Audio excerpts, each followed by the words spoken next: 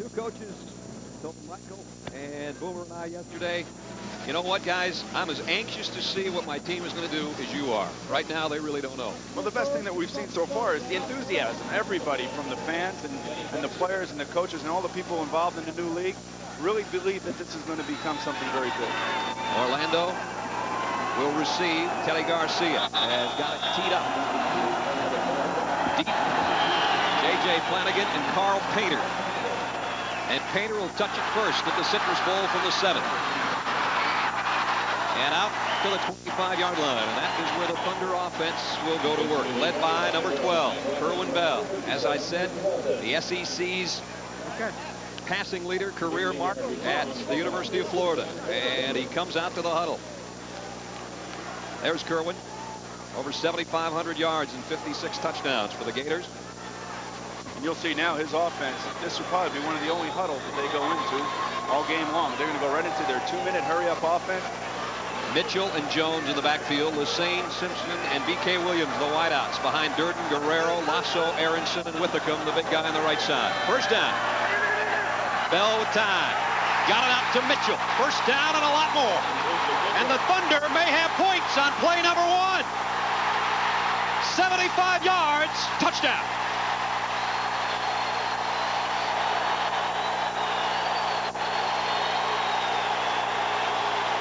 Thunderball just struck Mike Riley's Riders.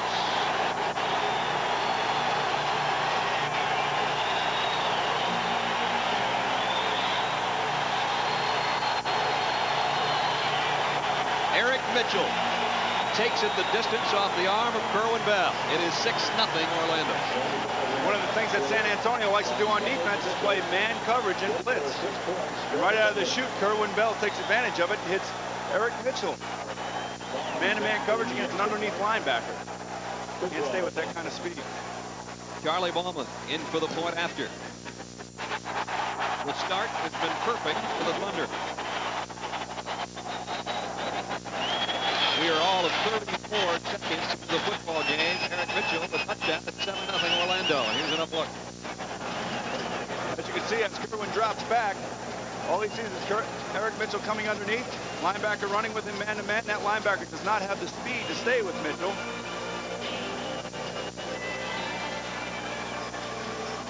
And how did it look from the quarterback view as Eric Mitchell went all the way and sliced 75 yards? Well, something like this.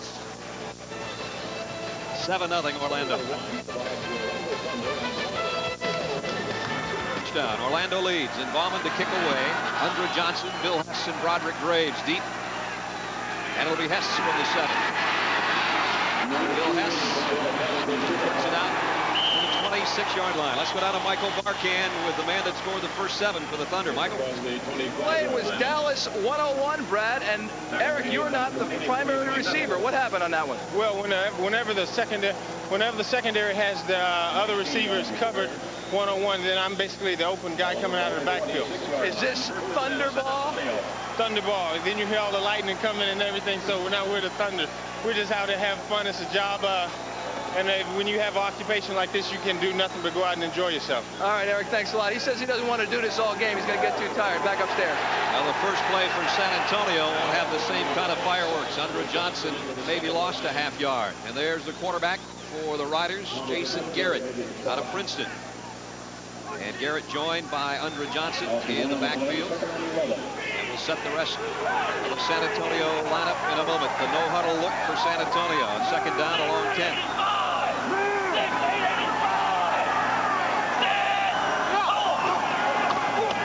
Inside handoff, big hole up the middle and a first down. Ricky Blake goes out across on 35 to the 36-yard line. I think he's got the first down, a pickup of 11.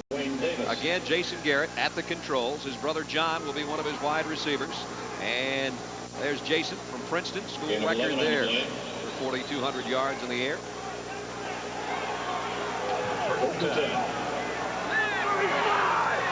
Ball for 36 yards. Ronnie Williams in motion now, sets up in a slot right, the tight end. First down, San Antonio. Garrett wide open in the flat. Ricky Blake. Blake into Thunder territory and out of bounds at the 40-yard line. The rest of the Riders offense looked like this. Andrew Johnson with Bill Hess, Ronnie Williams, Dwight Pickens, and John Garrett. The front line, Husby, Kisilak, Vitale, Harper, and Layfield.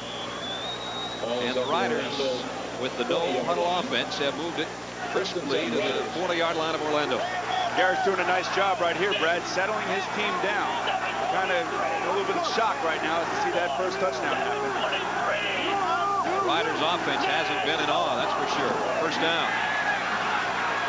Quick hitch to Garrett, and Garrett turns it into a nice gainer. Out of bounds at the 23-yard line.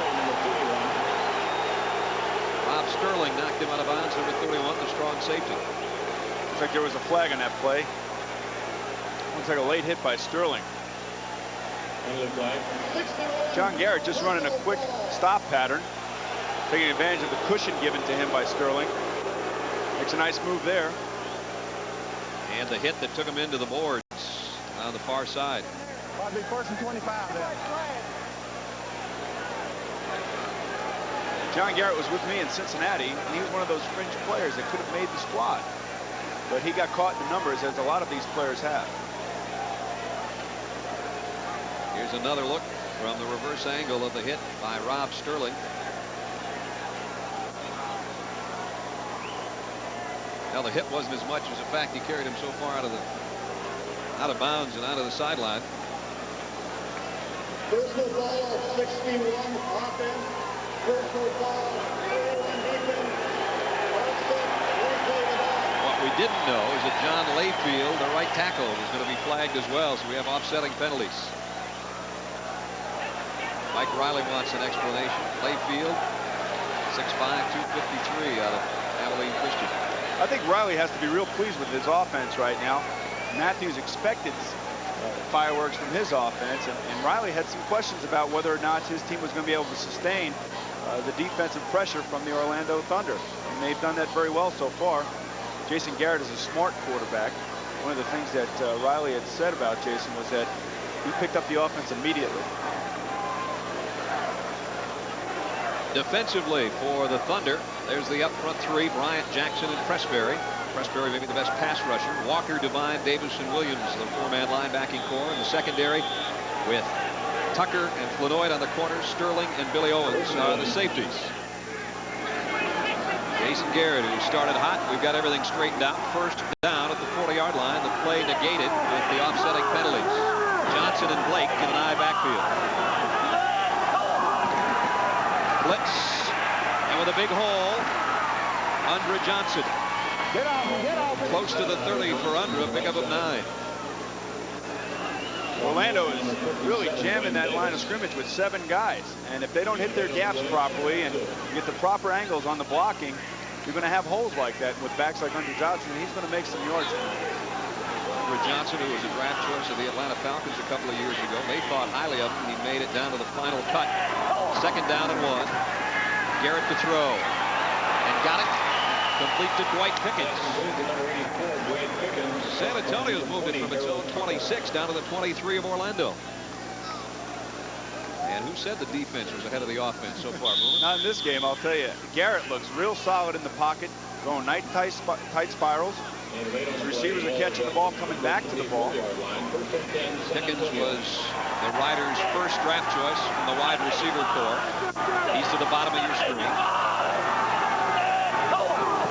First down. Toss sweep for Johnson. The down near the 16-yard line.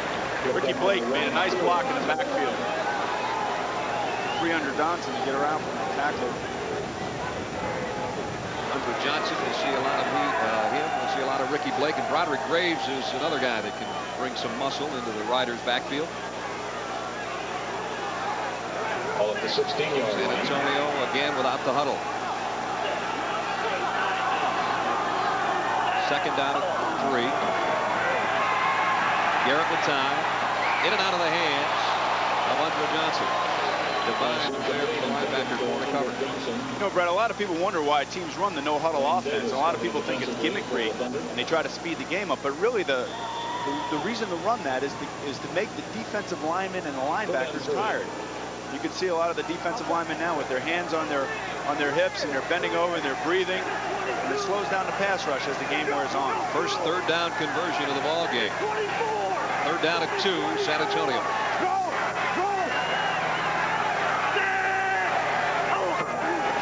They'll throw for it, and wide open is Johnson. Nice catch, first down. Wayne Davis knocked him out of bounds, but Andre Johnson's got the first down for the Riders. This first drive, Jason Garrett has been very patient. He's been hitting his underneath receivers. They've been making the catch and making a good run for him. Just went after the weakness of the defense out in the weak side flat. Nice catch by Johnson. And it moves it down first and goal. 9th play of the drive from the 9-yard line of Orlando. Inside trap and a wide gap for a touchdown for Ricky Blake. Well, the San Antonio Riders certainly had an answer for the big play pass of Kerwin Bell and Eric Mitchell. They just took it down the field 74 yards and stuffed it in themselves. It's 7-6. Nice little trap, misdirection. It's the type of offense you want to run against a penetrating defense like this. The defense, Don Matthews' defense, is all geared towards each guy covering one gap and going into that gap as hard as he can. If you can get the proper blocking angles, there's going to be some big holes for you. Blake just found it. 9 yards for the score. And we're an extra point away from a tie ball game. Teddy Garcia in for the extra point. Up and good. It's an interesting kick. Kind of a line drive. Here's a good looking run. Nice block. Lead blocked. And we get one more look as we go to a break with 9:09 to go first quarter. The Riders and the Thunder tied at 7. Offensive excitement already with 9:09 to go first quarter. It is the Thunder 7 and the Riders 7. World League action here on Monday night on USA, and Garcia kicks away. Carl Painter 5 yards in the end zone, but he's got to bring it out. That's the rule, and here he comes. And he popped his way out to the 20-yard line.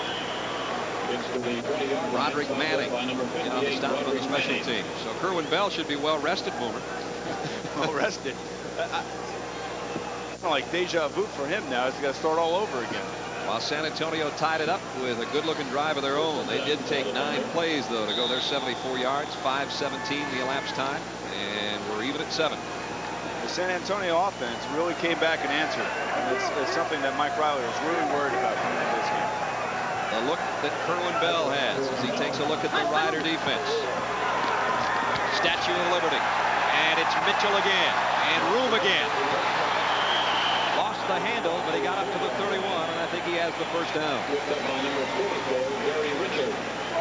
Eric Mitchell out of Oklahoma. 11 on the play. He's got 86 yards of offense already. We're in the first quarter. 88 Joe. 88 Joe. First and 10. Ball on the Thunder 31-yard line. You not only see what Kerwin's seeing, you hear what he's calling. And it's a slant to Mitchell, and he lost the ball. Incomplete. In and out of his hands. Incomplete. Greg Ross there with a hit. It'll bring up second down. Took his eye off the ball a little bit there. Second and 10. Looked like he had a step, at least, Boomer, in the right direction. But again, we have no replay. Second down at 10. Bell in trouble. Got away. Oh, and did he take a shot?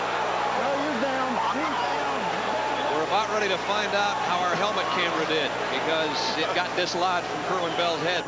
It's still working. I'd like to see this on helmet camera if we could just see that. Folks, it took a licking. Here it comes. We knew this would happen sometime tonight. We didn't know it would happen this early. Again on the play, third and 10. Donnie Gardner just said hello, and then Bell got away, and Tim Walton said hello on the run. Whoop.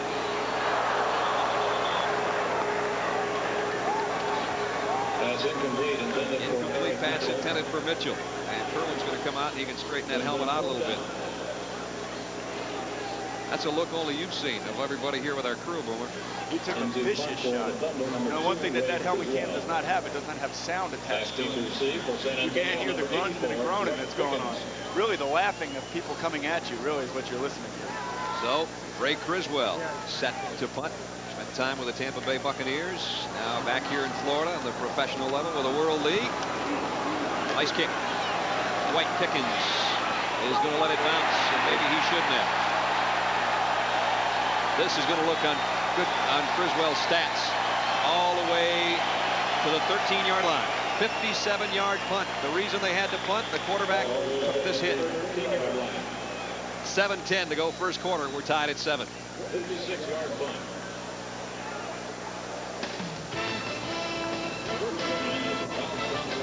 A little bit more. Speaking of adjustments, they're adjusting Kerwin's helmet and the pack that goes on the back of the shoulder pads. We'll tell you more about that in a minute. San Antonio's second possession. Under Johnson again, left side, and the Thunder defense stretches this one out nicely. Bob Flanoy did a good job there of fighting off John Garrett's block in the secondary. So important for receivers to block downfield. They're the ones that create the touchdown runs, because the last line of defense is going to be your secondary. And if you see a long run down the sideline, you know a receiver has either ran his man off the play or he's made a nice block downfield. No gain for Andre Johnson. 2nd and 10. San Antonio at its own 13-yard line. Ricky Blake, the single setback. Garrett swings it out to Blake. Broke one tackle. And he made something out of it out near the 20-yard line. Bob Flanoy made the hit on the far side on Blake. He is still going to be about 4 yards shy of the first down. You know, we talked to Don Matthews yesterday. Also said that he didn't want to put any of his defensive personnel in a situation that was going to make them look bad. And so far, the entire game, they've played nothing but zone defense. And Jason Garrett has been real patient. He's done a nice job of hitting the underneath receivers. 3rd down. And a long 3. The numbers on Garrett tonight. 3 wideouts in the pattern for Garrett. In trouble, and down he goes. First sack of the night. Massimiani, a linebacker, made the hit, and San Antonio will be forced to give it up. So both defenses dig in, Boomer, a little bit more. A nice job by Massimiani using his hands. Jason Garrett does what he's supposed to. He steps up into the pocket, but every now and then you can't ask your offensive tackle to hold him out for 4 or 5 seconds. Got to get rid of the ball. High snap. Got the kick away. Harold Tucker, the deep man. The ball takes a definite Orlando bounce, and they're going to have it in San Antonio territory near the 47-yard line. Well, a 27-yard kick is all with 5:38 to go first quarter. 7-7 San Antonio and Orlando. Their offense will take over at the San Antonio 44-yard line. Let's go down to Michael Barkan on the sideline. Michael. Oh, hi, Brad. Just fixing up the field here. See, it seems they had a tractor pull about 3 weeks ago, and the field is not as green as you think it is. So the guys have been sprucing it up a little bit, but it'll be okay by the end of the game, I'm sure. We just don't know if you will be. First down. Bell throws that one away. And again, some pretty good pressure on Kerwin Bell. It's a smart play by Kerwin Bell, though. They're in good field position. There's no reason for him to take a loss. Rolling into the sideline. The sideline is actually an extra defender, if you look at it that way, and then he just got rid of the ball. Kerwin hit his first pass, and he has missed his last 3. Lines the Thunder up without a huddle. 2nd and 10 at the San Antonio 44. Black St. Louis 8. Blue, blue. St. Louis 8 the call, and here comes the blitz. A quick handoff to Myron Jones. He got a little, maybe 2. It'll be 3rd down and long. That was an audible by Kerwin. He saw a weakness in the defensive front to the right side. Most teams number their holes, the spaces between their offensive linemen, even to the right, 2, 4, 6, 8, 8 even the wide to the right, 1, 3, 5, 7, 9 to the left. Great watching you at practice yesterday, picking up everything as the quarterbacks called it out. Third down and long. Blitz again. Bell stands in, going deep. Got a man. Touchdown. B.K. Williams, 42 yards.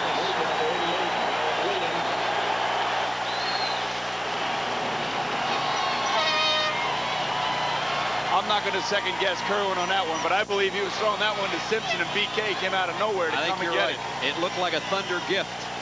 42 yards, touchdown. That's a guy who wants to make a play. BK Williams wants to make a play.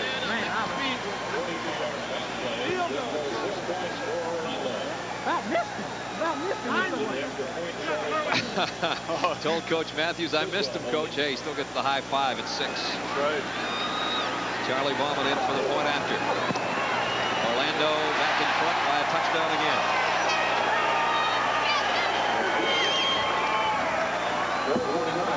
You see on the replay, Kerwin lays the ball up, and he's going to underthrow it for John Simpson. All of a sudden, BK Williams comes out of nowhere and steals the ball. That's a planned play to streak a guy down the field and underthrow it. Kerwin Bell, touchdown passes of 75 yards on the first play. This one's good for 42. Rather serendipitous for the Thunder quarterback, huh? That's got to make you smile. Oh, he looks like he knew what was going on. On the other end, B.K. Williams and the touchdown. BK knew what was going on. 4 minutes and 49 seconds to go first quarter, and the Thunder, Bill Hess and Roderick Graves, the trio deep for San Antonio. And again, it'll go to Hess on the near side of the 14. Got a seam, and it closed on him at the 30-yard line.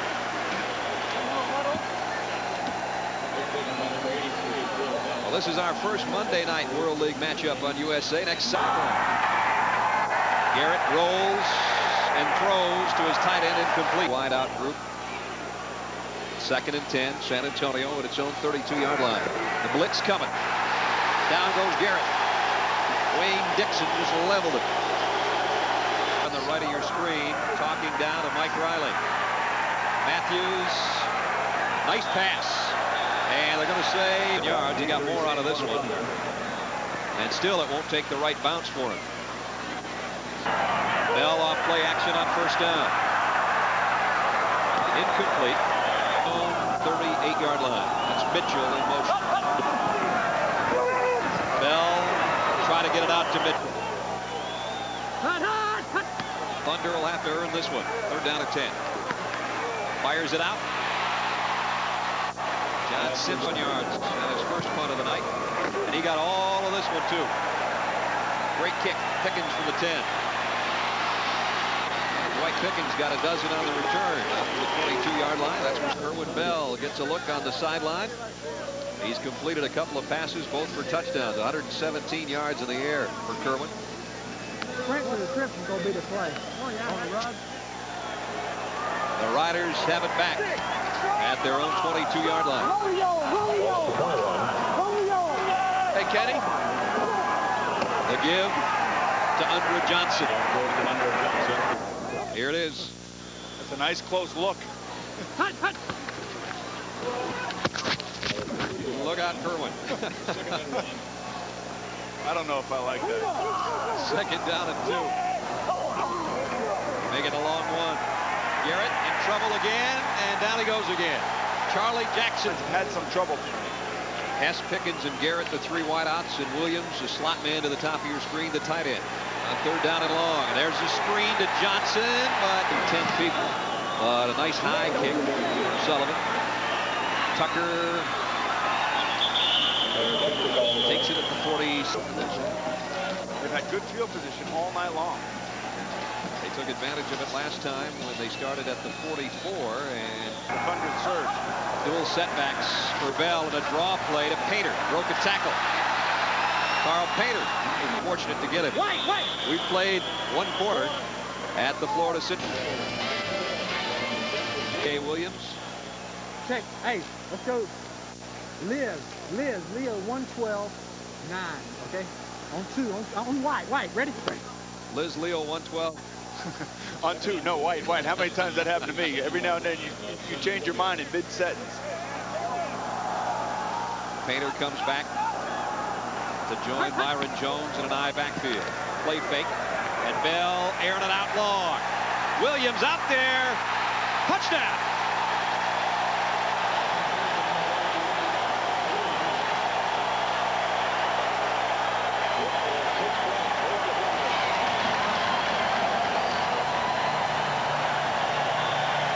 "37 yards this time." Hey, whatever the call, it worked, Boomer. It was a pinpoint throw by Kerwin Bell. I can't take anything away from him on this throw. Not a lot of margin for error as B.K. Williams comes right at you for his second touchdown. A little shoving going on there, but you have to be a receiver, has to be offensive in his drive to get the football. That's exactly what he did. Extra point is blocked.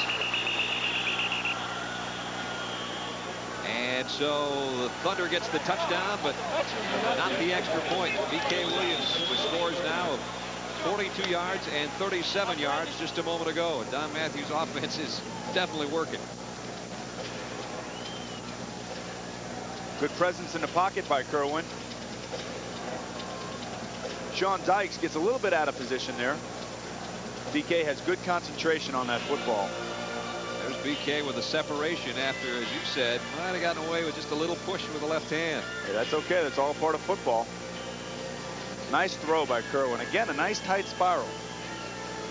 No, Kerwin was one of those players, too, that just was at the wrong place at the wrong time.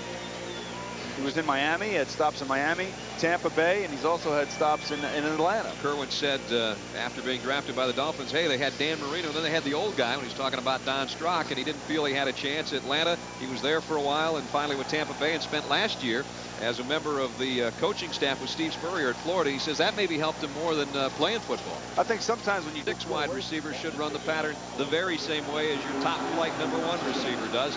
Well, B.K. Williams has run a couple beauties for him tonight. The 11, big hit at the 22 as Bill Hess took a shot. And San Antonio, Boomer, they got to get something going now because the Thunder and Thunder Ball out in front by 13. Well, they answered right off the bat in the beginning. Now it's time for Jason to get in there, settle his troops down, take control of this game. He's a smart player. He's the guy that I would want in this situation. He'll get in there, he'll calm these guys down and say, it's all right. 2 touchdowns is nothing. The opening offensive series, as you see the Thunder scoring drive, 38 seconds. Their scoring drives have been 49, 34, and 38 seconds. Andre Johnson across the 30. Sterling made the hit. They've had good success running the ball. I think that if I was Mike Riley right now, that's what I want to do. I want to keep the Thunder offense off the field. And the way you're going to do that is by controlling the line of scrimmage and controlling the ball and eating up some time here. Certainly a long way to go. We still have 14:20 till halftime.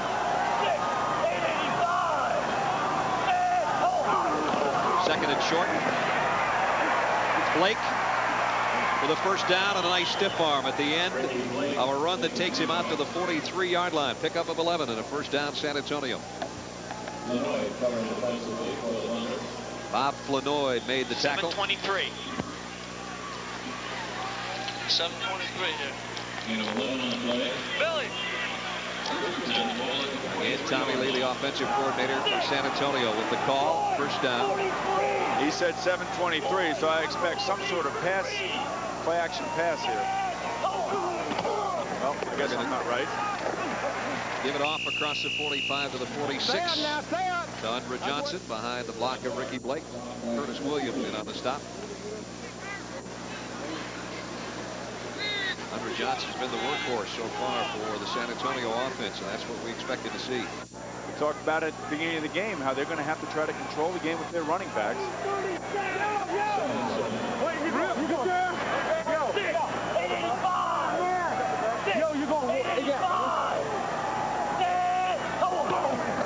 Jason Garrett, there's a play fake, and getting ready to throw on the run. Maybe. He won't get it away. Got what he could and got out of bounds right near the line of scrimmage. Maybe a half-yard gain. Wayne Dixon and Charles Jackson ran him up. We'll see this from Jason all night long. He has good running ability. He's mobile in the pocket. And as their running game gets better throughout the night, you'll see a little bit more play action faking and rolling out away from the play action. 36.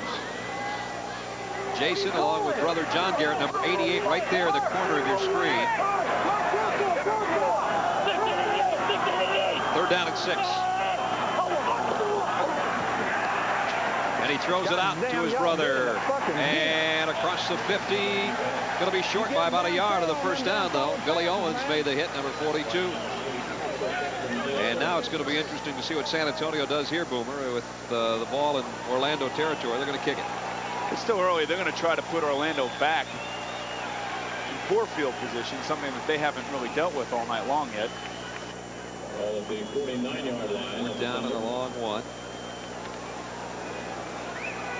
Both coaches kind of hinted at the fact that they would not be against using fake punts or field goals in a lot of situations. I don't know if this is one of them. No, they're going to take the delay of game and probably go back 5 yards.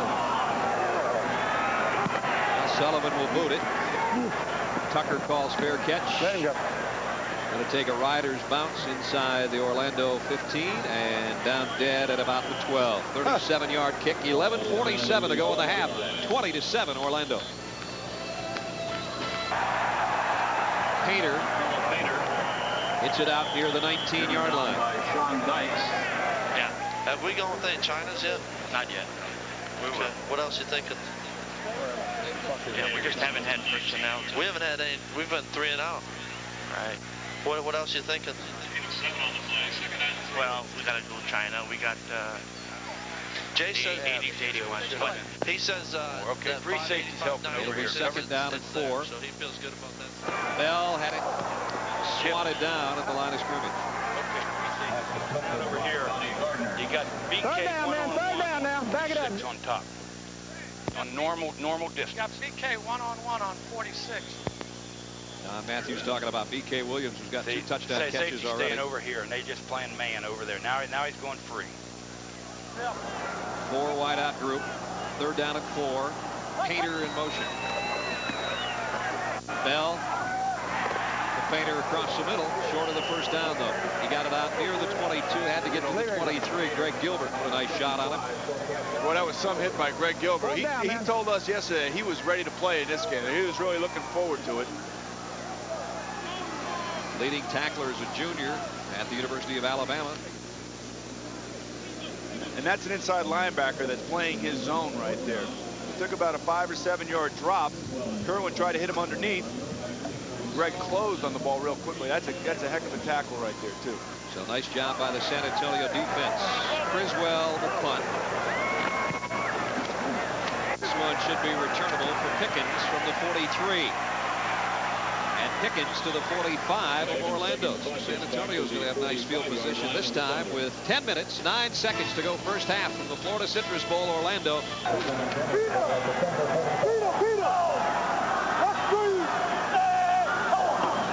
Jason Garrett will throw the quick out.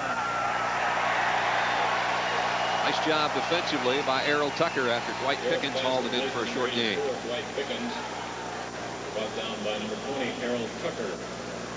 Just nice, tight, safe passes. Try to move the ball in chunks as opposed to the Orlando Thunder, who go for it all, it seems like, on every other play. They sure do. 2nd down and 6.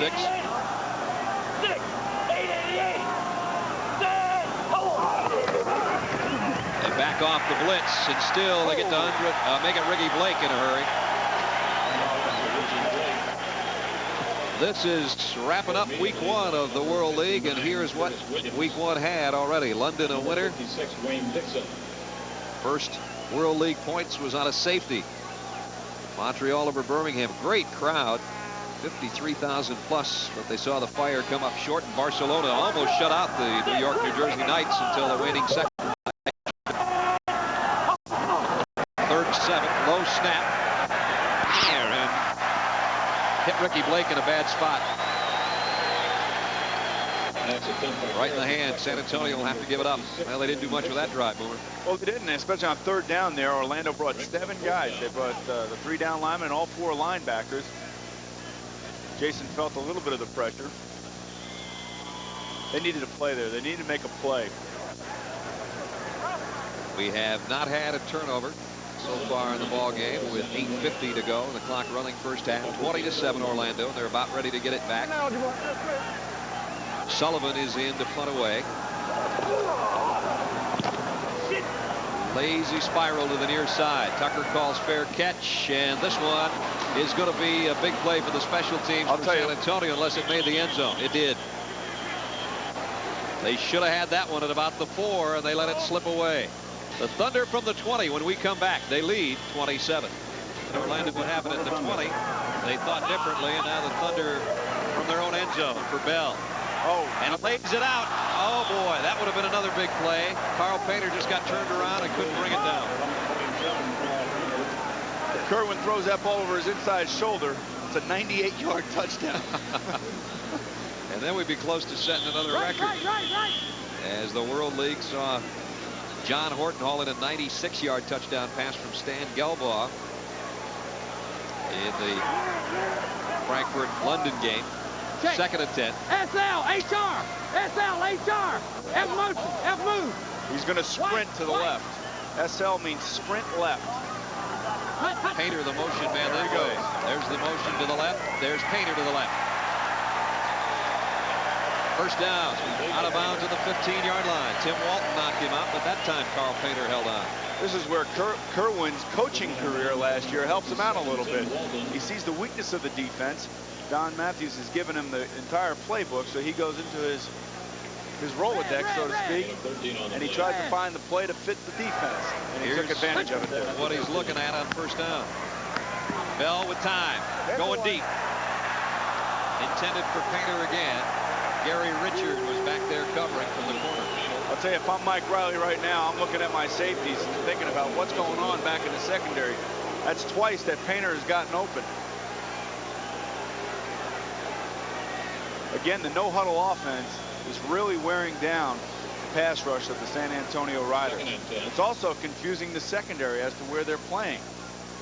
And again, these players haven't been together that long. They're going to be mistakes. From behind Myron Jones, who gets the call on the draw and cuts outside, and he's going to be close to a first down.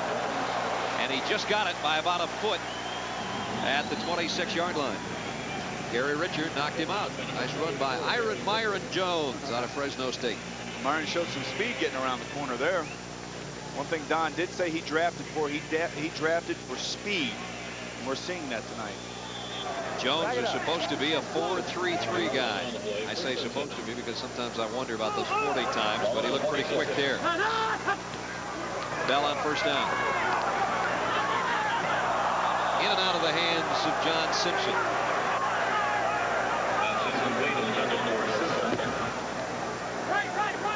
Simpson spent some time in Cincinnati too, didn't he? Yeah, we actually had a nickname for him. We called him Bart. He takes his helmet off. You can see he has that stand-up haircut of Bart Simpson.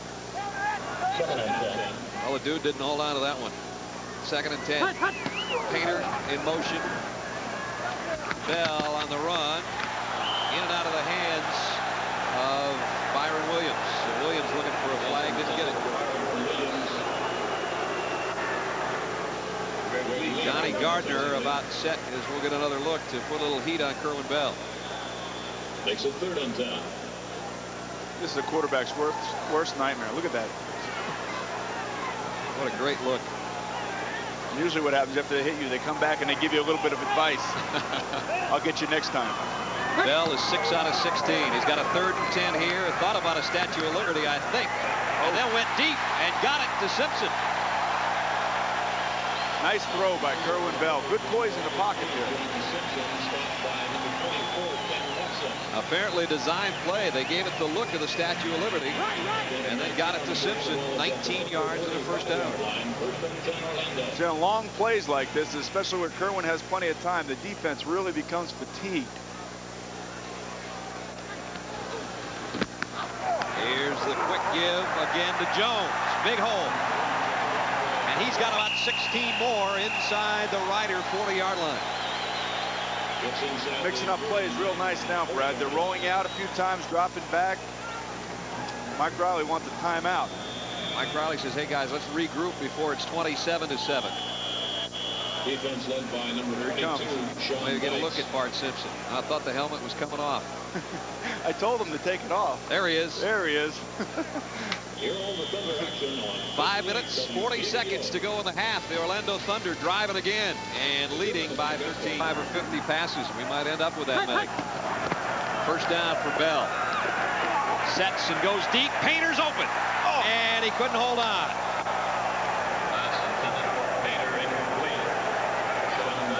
And Carl's going to dream about that one tonight.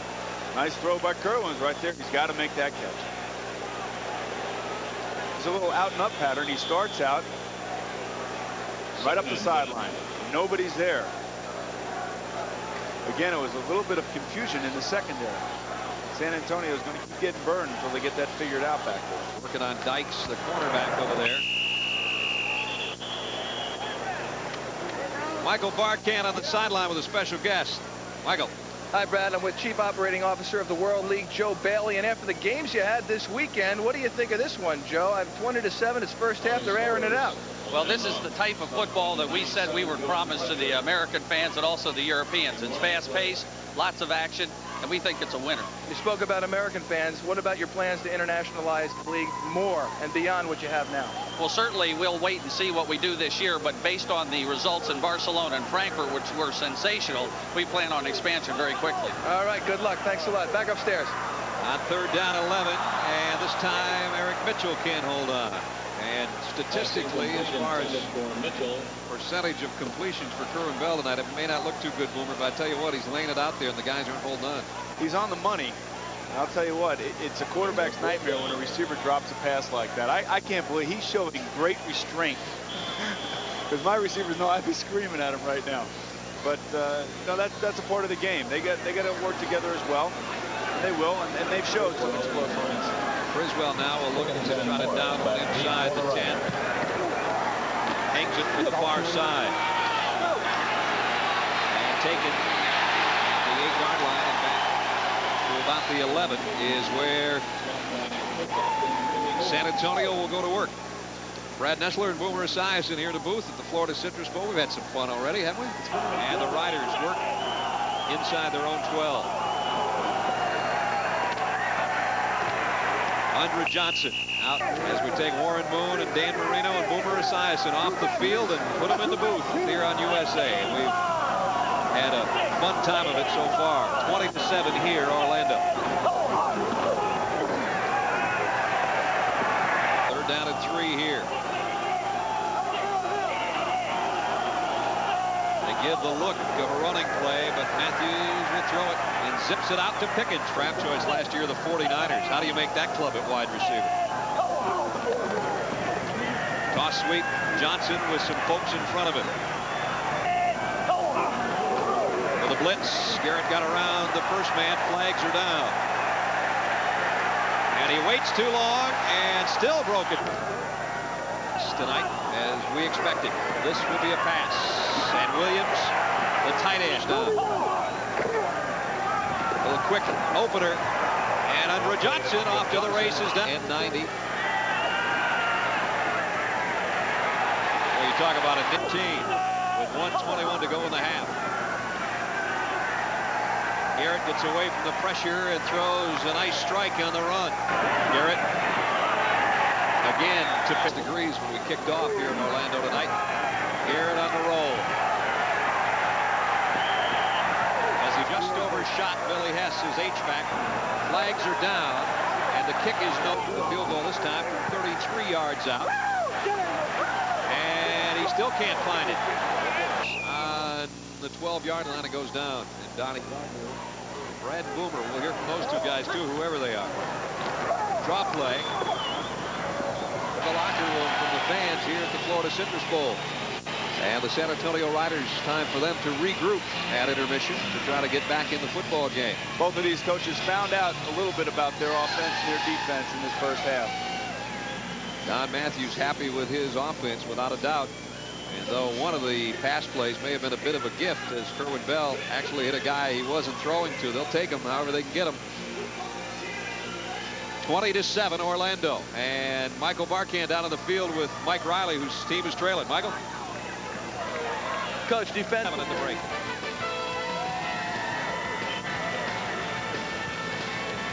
Bill Hess has to bring it out.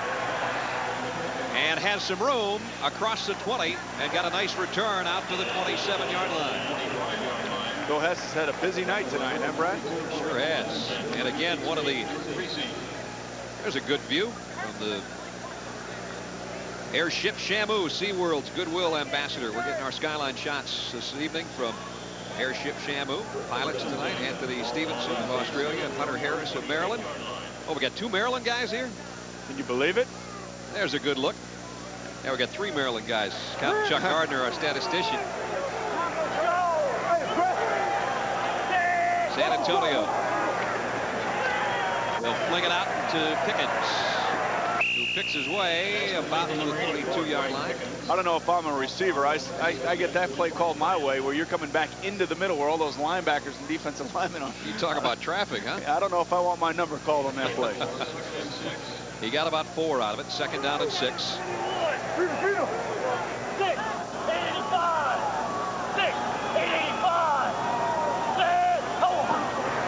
Mason Garrett. Nice catch. Williams lays out the tight end. Didn't get the first down, but boy, it's his 2nd grab of the night. That's a beauty right in front of Matt Devine, the linebacker. That's where your players make you look a lot better as a quarterback. He made a real nice catch for that. Our viewers are hearing Jason yell 685, 685. That really doesn't have any meaning. That's how he audibles. And if he changes a different number, that's how he'll audible at the line of scrimmage. 3rd down and 2 for the Riders. Ricky Blake, 1st down. Oh, what a shot. Still on his feet. Rambles down to the 44-yard line. Rob Sterling is wondering what the license plate number was on number 23. 21 yards for Blake. That's what Mike Riley needed, huh? Some kind of run right there. That kind of play can get the rest of your team fired up for the rest of the night. Rob Sterling took a hit right here. Wow. I think there's a few pound difference there. Blake goes 235, and he got it to the 44. Garrett overshoots the intended receiver, Bill Hess. It's interesting, running back coaches tell their running backs when they're running with the ball, you stay low, you deliver the hit, don't take the hit. And that's exactly what Blake did on that particular play. How important now, the first 5 minutes, first possession of the 3rd quarter, one of the biggest of the game always, right, Boomer? Oh, of course. This sets the tone for the 2nd half.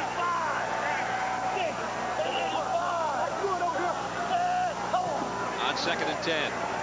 Garrett fires incomplete. Intended for Pickens, and it was Errol Tucker covering. A nice job by Tucker. Wide left, 808. There's the call. Wide left, 808 from up in the booth.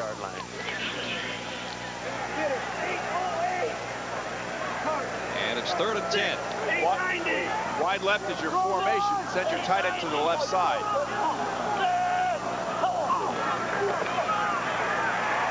Garrett running for his life. Flags are down. Garrett popped out of bounds, and another flag goes down. We might have a late hit on the far side to go with the penalty marker that went down almost at the snap. Also could be defensive holding downfield. Bertie Kukar, our referee, is going to straighten it out for us. Orlando has had some costly penalties. Here comes Garrett on our reverse angle look as he scrambled to the right sideline.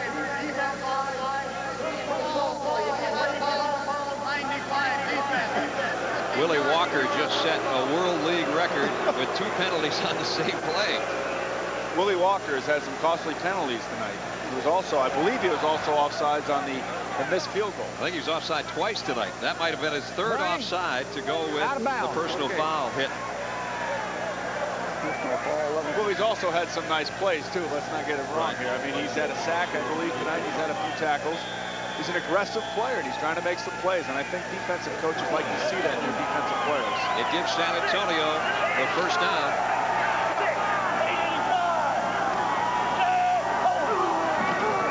back to his bread and butter, Andrew Johnson, who's closing in on 70 yards on the night. Got about 4 there. Making Ricky Blake, excuse me. Ricky Blake carried that time. The big fella. 18. You know, they're switching that thing over there, in and out. Do you see that? Yeah. See that right here? Yeah. They shouldn't be able to cover the dig, though. There you go. That's some big time talk. They're covering this thing over here. Did you see that in and out?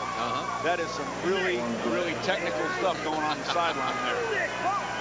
2nd down and 5. Garrett with time. Tried to swing it out to Blake, and he didn't hold on. And another penalty marker down. 61 tackled somebody. That's the second one today.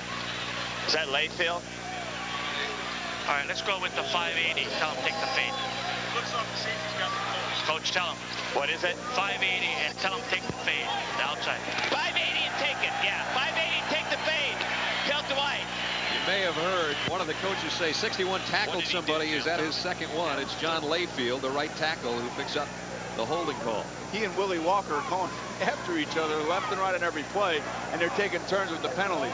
And what you also heard is Mike Riley say take the fade, and the fade is a go pattern.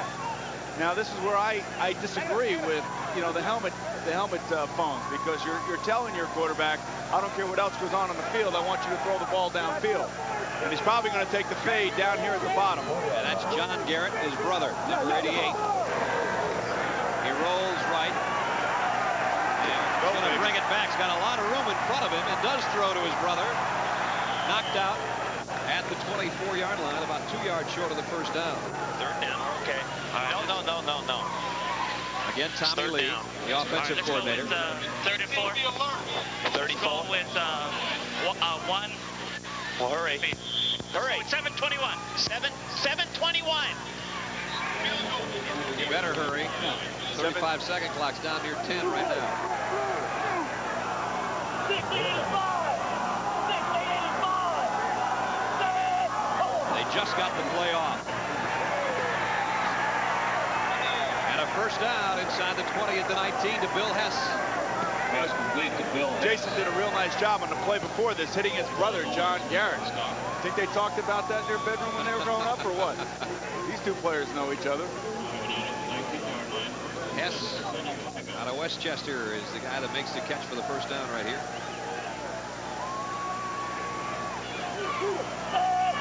First down at the 19. Back to the ground game. Blake. First down. Almost a touchdown. 18 yards to the 1. Dwight Pickens makes a block downfield on this play. That's a touchdown. And that's what we were talking about earlier. Touchdown blocks by those wide receivers. You'll see number 84 on the right of your screen coming in right here. And if he makes a block on that guy, on Errol Tucker, Sterling doesn't have the opportunity to come over and make the tackle. But Errol Tucker just gave him enough, gotten away enough. First and goal, San Antonio. Andrew Johnson, touchdown. I don't think the ball got in, Brad. Wait a minute. I don't think the ball got in. His feet got in. You're absolutely right. That doesn't happen very often. Quarterback sneak. How close is it? On an inch. Huh? Inch line. Hurry up, let's go. Quarterback sneak. Jason's in the huddle right now telling him, okay, just surge forward. I'll fall right on your back, big fella. John Vitale is his center. James Harper and Mike Kisilak are his guards. From inside a yard on second down. Garrett. They still may not give it to him.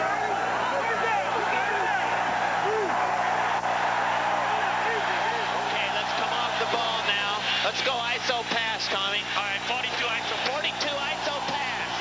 42 ISO pass. Don't get sacked, Jay. This is a great call right here. This is going to be a play action pass down on the goal line. You're counting on the defense to be real aggressive, and you should have somebody wide open in the flat. 13th play of the drive for San Antonio. They can ill afford not to get this one in the end zone. Watch the tight ends in the flat. Garrett rolls, flags are down, and he throws. Touchdown. Ricky Blake. But again, a penalty marker down in the end zone.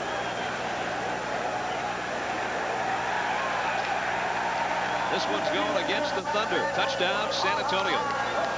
You think Willie Walker was offsides again?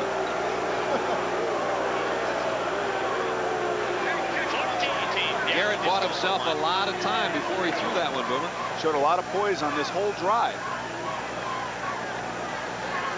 Again, this is just good poise, rolling out, forces the defender to come at him. And Ricky Blake gives him a nice target to throw to. How about Ricky Blake's series? He had a run of 21 yards. He had a run of 18 yards to get him to the one, and then he had the 1-yard touchdown catch. Teddy Garcia for the point after. Hold it. This one. Up and good. 8 minutes and 8 seconds to go, third quarter. And the Orlando Thunder still with a lead, but Jason Garrett and Ricky Blake making it close.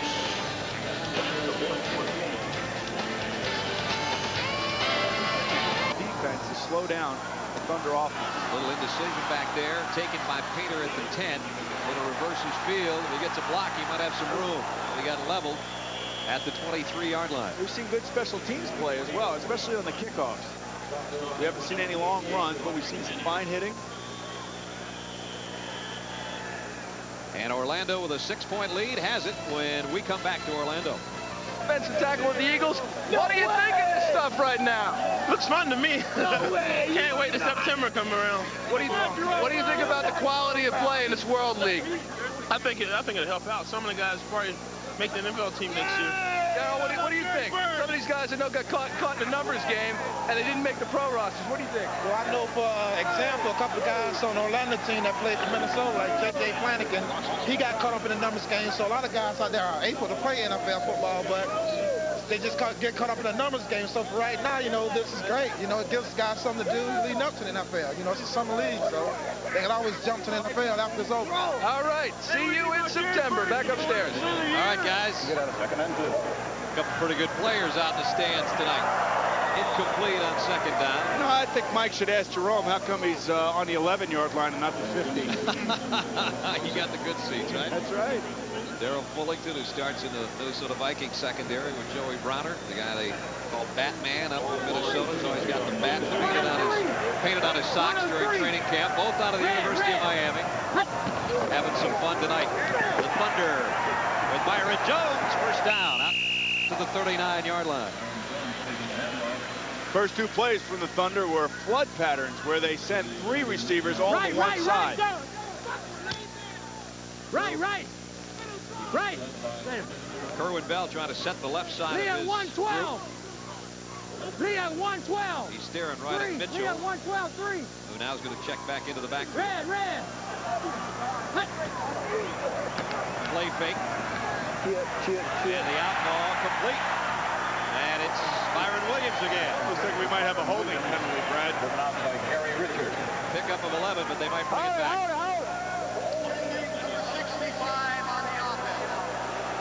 Now, I know you take your offensive lineman to dinner every week. What do you say when they do that to you after a nice pass? I just give them a big hug, Brad, to tell you the truth, man, because they're just trying to do their job, and their job is to protect me.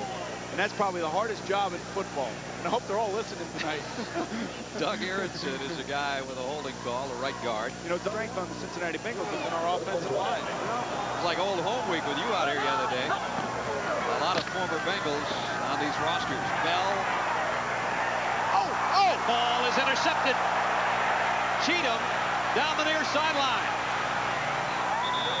All the way to the 3 for Carlo Cheatham. 34-yard return, and all of a sudden San Antonio within a play of not only being back in the game but taking the lead. Carlo was actually beaten on that play. Ball a little bit from behind a receiver. A catchable ball, however. Well, we've got our first turnover of the night. Well, maybe it wasn't so catchable. Eric Mitchell thrown behind him, and then Carlo Cheatham out of Auburn took it the other way. Actually, I take that back. It wasn't so catchable after seeing the replay. Cheatham does the rest, picks up a convoy down the sideline, got some nice downfield blocks, and he got it to the 3-yard line, first and goal for the Riders. You know what's really one of the worst feelings as a quarterback here is throwing this ball, but after you throw it, you see the other player gets it for the other team, First guys that look you up are those defensive linemen, those Jerome Browns. They come looking at you because they know you're fair game. And Kerwin was the last guy to get a touch at least.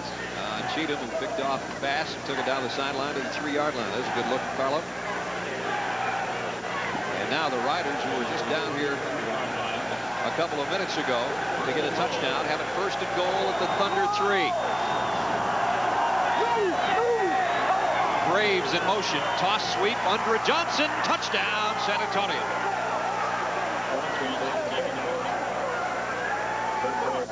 Andres worked hard for his yardage tonight. That was 3 easy yards there off right tackle.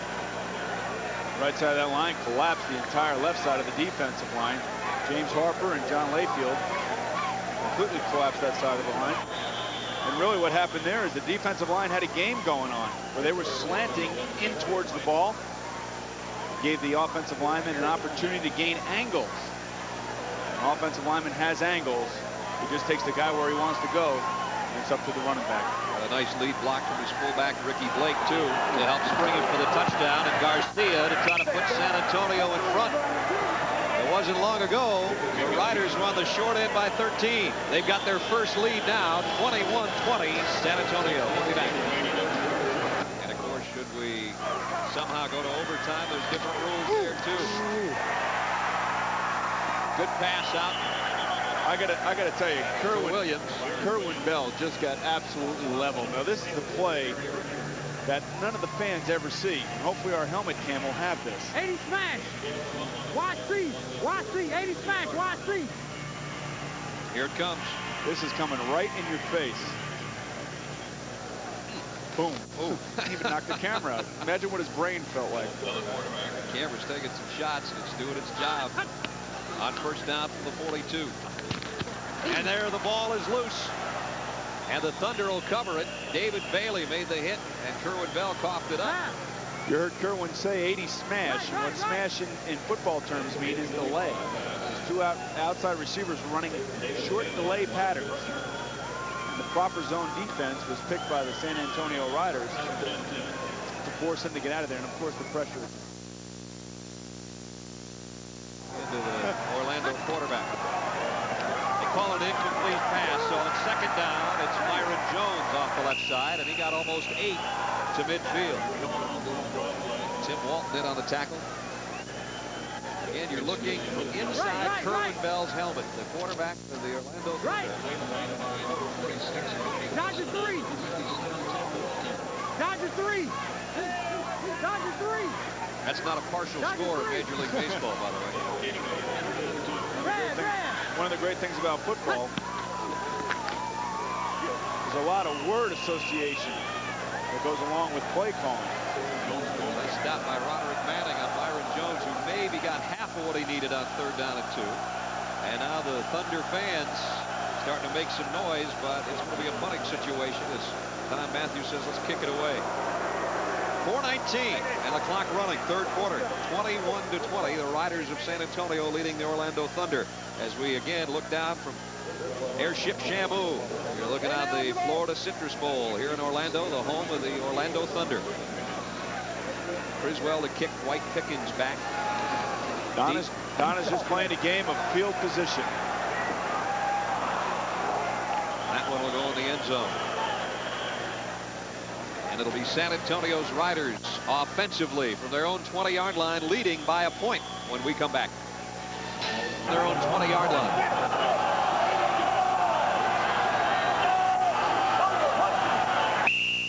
And the Thunder with another offside penalty, it appears, unless they were drawn off. After this snap, San Antonio did draw the Thunder offside. It's down, it's gone, it's gone. Andre Johnson picked about 3 yards back. And interesting story about Helmet with a scrimmage recently, right? Yeah, Orlando and Montreal were scrimmaging, and Helmet was on the sideline, and they got into a fight.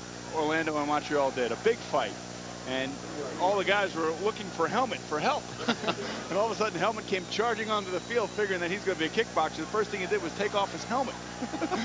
And the rest of the players said, no, Helmet, don't take off your helmet. Helmet, keep it on. Keep the helmet on. And Garrett drops back. He had 3 receivers out. We got another penalty marker down. So Boomer, 21-20. San Antonio not back, just back in it. I won. Jason Garrett going deep for brother John. And he got him, but he's out of bounds. For the Riders. Look out, Jason. Ball's loose. They're going to blow it dead. Curtis Williams puts a lick on Jay Garrett, and he's still down.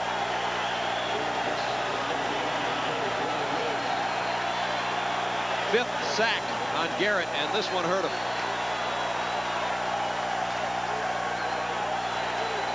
Looks like he probably got the wind knocked out of him a little bit. Trying to get the tears out of the eyes after this hit by Curtis Williams. John Husby took a poor step as an offensive lineman. He knows his quarterback is running away from him. He needs to take a back step, the left tackle does, as opposed to taking a step forward, which gave Williams the opportunity to get around the corner. And now a tough spot for San Antonio's punt team, but they got it out of there. Fair catch called for by Tucker. Takes an Orlando 33-yard line.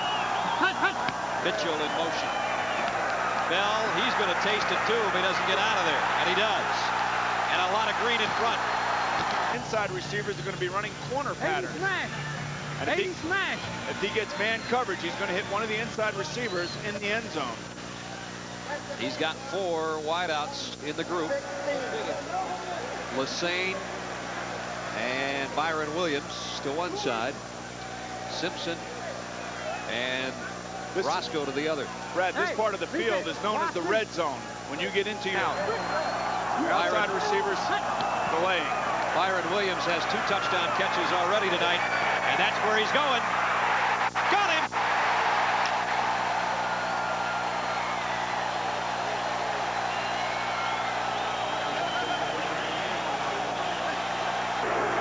Bell to the end zone, he got it.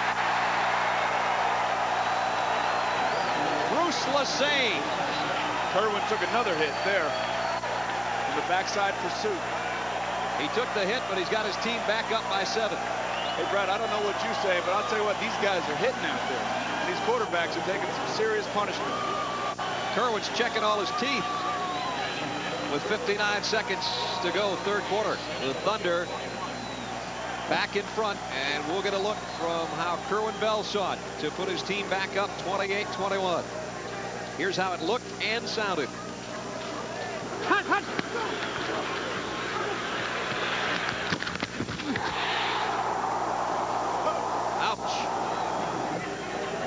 Well, I got to tell you, I just hope all of our viewers now do have a better appreciation for what we go through. Kerwin needs an extra guy to carry the helmet around. Let's take a look at the touchdown. B.K. Williams, third of the night. You called it perfectly, Boomer. What he did, nice job.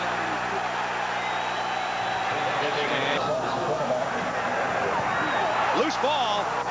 Fumble. Still what happened. Ready? Kerwin Bell didn't even have enough time on the sideline to make sure he was going to get that lip to stop bleeding. And now he's right back in there. First down at the 20. Play fake. He wants some more. Going for number 5. We're back with Carter Spear, who is the founder and president of the Bolts, which is the Thunder fan club. We're involved in a wave here. Okay, we're back down. Carter, what makes you think this whole thing can work, and what do you think so far? Well, this is coming from a great city, Orlando, Florida. We've got a great group of people, 130 Bolt fans right here. We're the Thunder fans, the Bolts. We're from Southwest Orange County, Isleworth Golf and Country Club, and we're looking forward to having a great team this year. We've already scored more points than any team in the league, so we're the #1 scoring team in the league, so we're excited about that. We've got a great coach in Don Mack. Third down at 2. Bell rolls and throws and got his man. On second and goal, Bell looking for another touchdown pass. He's got it.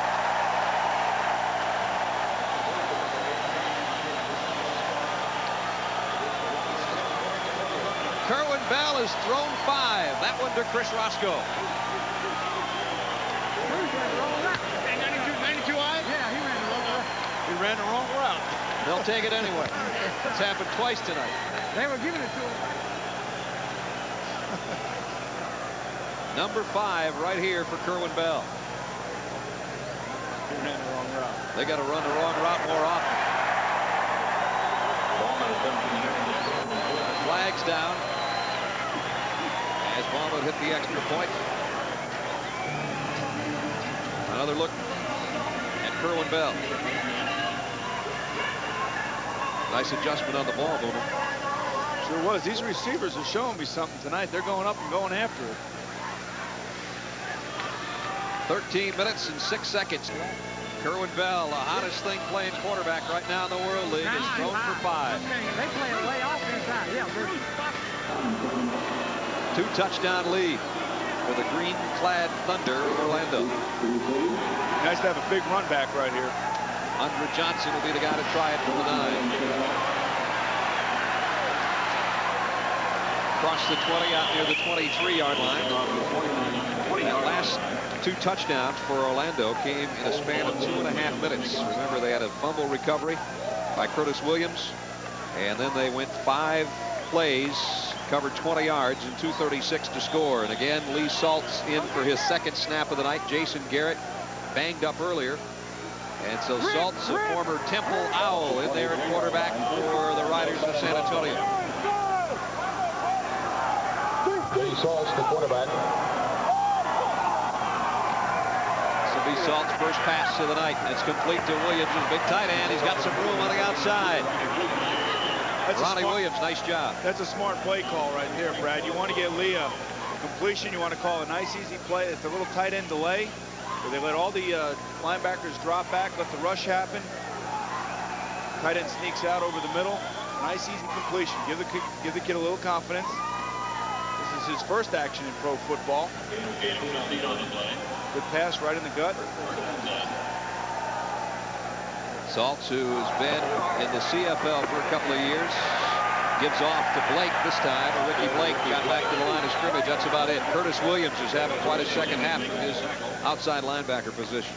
Saltz was with Mike Riley in the CFL, so those two are very familiar with each other. In the offense that Mike runs, he feels very confident with Lee.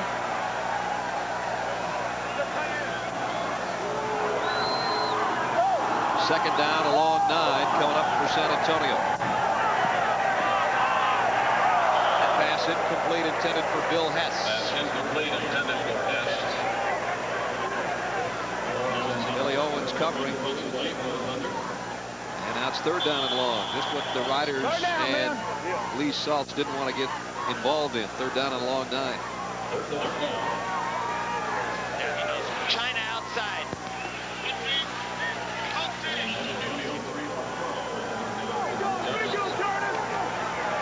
They're going to have to get it all on 3rd down. Pickens maybe got 4. And the Thunder defense starting to swarm a little bit back there. Owens and Tucker. Let's go spread punt, guys. Spread punt. Smart defense again there, Brad. There's no sense in giving him a big play, so you lay off him, let him catch the ball, and then you got a gang tackle. That's what defense is all about. Kent Sullivan will come in to kick it away for San Antonio. They trail by a couple of touchdowns with 11 minutes and now less remaining in the ball game. We've yet to see Errol Tucker run back a punt tonight. Had a few fair catch calls back there. The ball has taken some even stranger than usual bounces thanks to the turf. There's a good look at Tucker. He led the nation in punt returns as a senior in 1985. He had an average return of 24.3. That's a little scary, isn't it? 29 yards per kickoff return that same year. San Antonio with a delay of game penalty. Their 6th penalty of the night. Errol's also a player with NFL experience. He's been with the Steelers, the Bills, and the Patriots. The year we talked about his punt returns, he set an NCAA record with 7 returns for touchdowns. This is phenomenal. This one's a mile in the air. He fields it at the 26-yard line.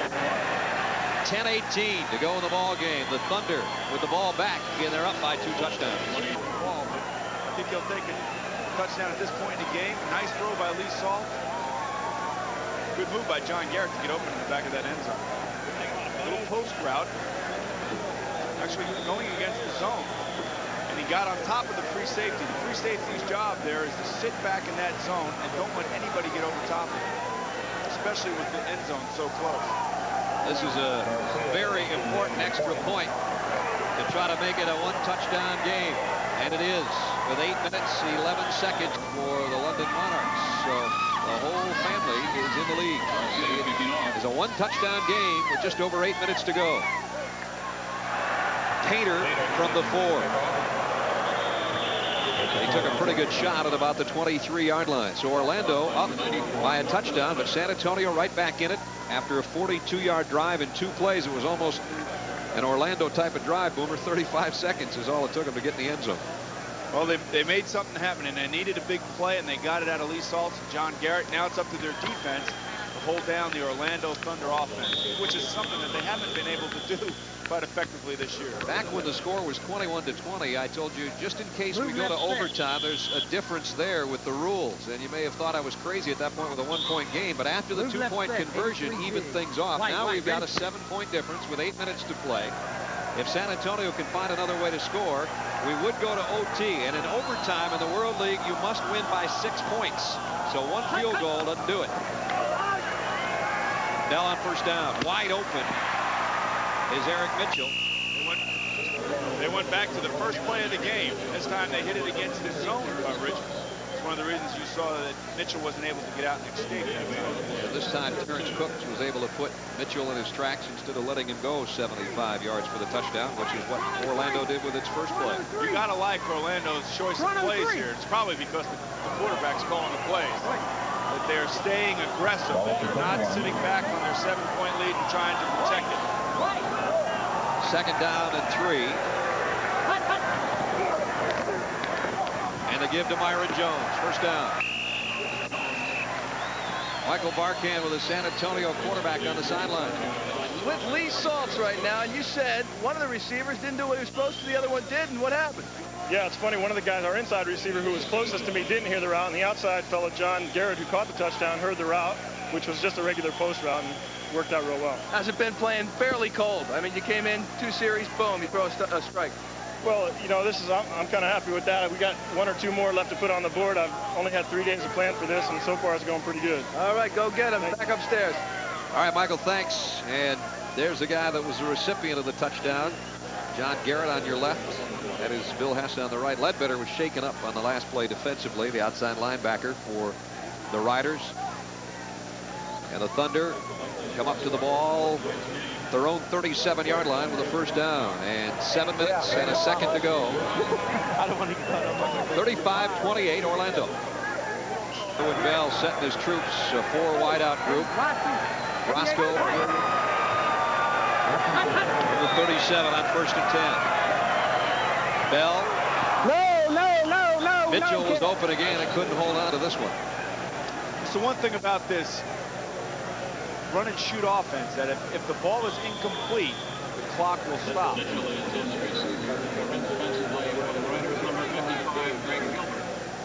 It'll be 2nd and 10. Yeah. Don Matthews looking on, looking for his first win in the new World League. Mitchell in motion on 2nd down. All right, this gone. Oh, that's a nice pass by Bell. Penalty marker down as Simpson made the grab. Then we're going to have pass interference. 83 dig. This is a crossing route. When the quarterback yells dig, he means crossing route over the middle. Probably your inside receivers coming down through the middle. Here comes a blitz. Bell for Simpson. Bell had a little pressure in his face on this play too, Brad, as you can see. A little shot and then reloaded to get rid of the ball. It's funny to watch that thing. Mitchell, boy, he's quick area. We hope you're with us. This one has been some kind of fun. Short of the first down, though. Here's Myron Jones by about a yard. As David Bell took a lick and in 5 touchdowns, but sometimes you have to pay the price. And that's a whole different look. That's the worm's eye view we give you there. You know, Charlie Bauman to try a 45-yard field goal as Orlando wants to get the lead back to 10. Will eavesdrop again in a moment. First down. On Andre Long Johnson. ball, Andre Johnson. Can't hold on. Got it to Pickens. First down at the first and 10. Another good pass to Hess. Broke a tackle. Salts with time. Deep ball. Oh, he ran out of Hess is bounds. there, but he ran out of bounds. Third down and 2 riders. Look out. Got it complete to Garrett. And Garrett all the way down to the... Salt with plenty of time. Deep. Garrett again. Salts is 7 of 11 for 103 yards and a touchdown. And going for more. He's got him. No! Just overshot his intended receiver. Oh boy. I'm working a sweat up here. Bill Hess had nobody within 5 yards of Lee Corso. The general manager of the Thunder looks on from the sideline. How tough is it for him to stand down there as opposed to a coach? He's trying to do some coaching. 3rd and 10 with 1:44 to go. Riders need a touchdown. They need a first down, and Garrett, Which will be an out pattern. here's the ball game for San Antonio. They need 10 on 4th down. There And it he's is. got it. And he's out of bounds. At the first down, San Antonio. 17-yard line of Orlando. Again, they go outside to Hess. Another first down. And now it's first and goal at the 5. First There he and goal comes. at the 5. There it is. There he is. Touchdown. The left guard pulled and made the trap on the inside defense because of their nature to really shoot the gaps. Andre Johnson, second touchdown of the night with Jason Garrett, the starting quarterback for San Antonio, a separated shoulder looking on. Teddy Garcia to try to tie it, and he missed it.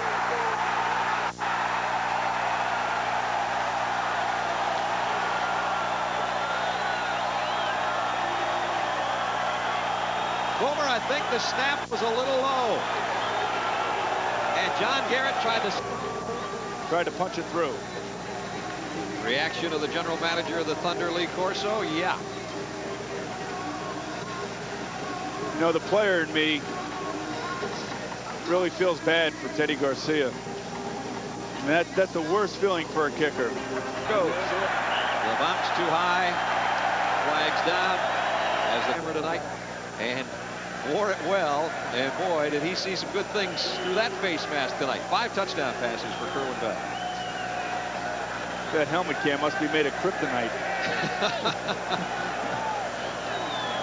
Which is about the color of the Orlando Thunder uniforms. Here comes our second onside kick. After the 5-yard walk-off, Garcia will try it again. There's the shift on. This kick at least hit somebody, but it's Orlando Thunder player for the first time tonight. Don't have to throw the football. They want to use some clock. And they go to the ground, which they have not done that often tonight, but when they have, Myron Jones has normally carried it. You see what we have remaining in the ball game. And a 1-point Orlando lead. Well, I'll tell you, Brad, I mean, it was an exciting game. For granted so often, that point after. And in this case, a low snap. John Garrett did the best he could to spot it.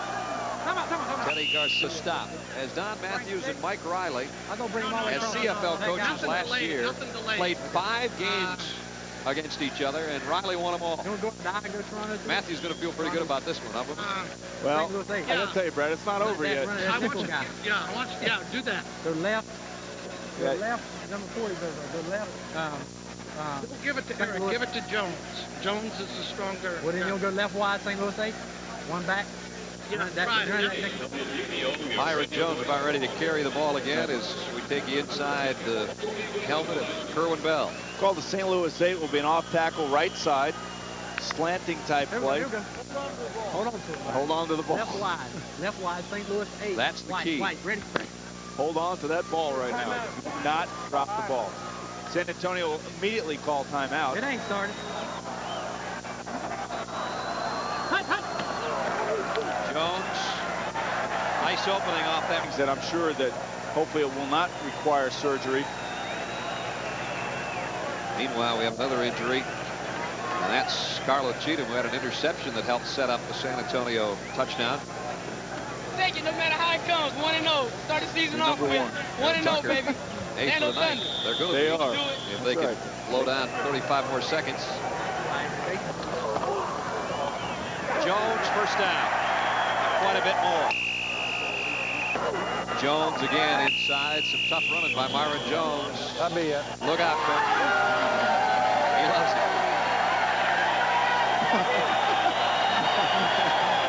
Get him a snorkel.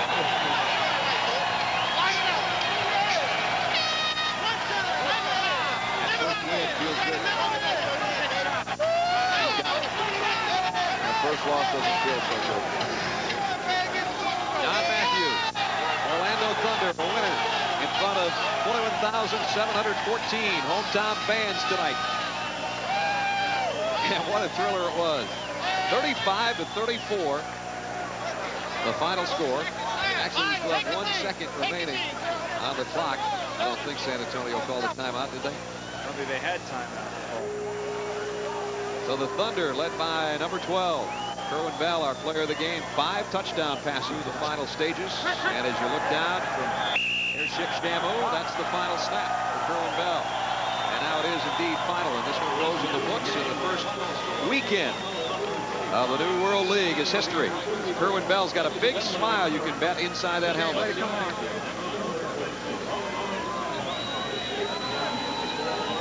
Way to turn that thing, man.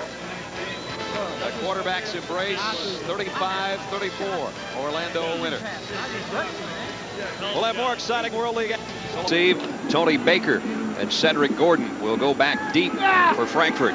The Galaxy 0-1, having lost 24-11 to the Monarchs of London. And we saw San Antonio last Monday night. Away. Our second Monday night game, and this one's going to start with Garcia's kick going out of bounds and a penalty.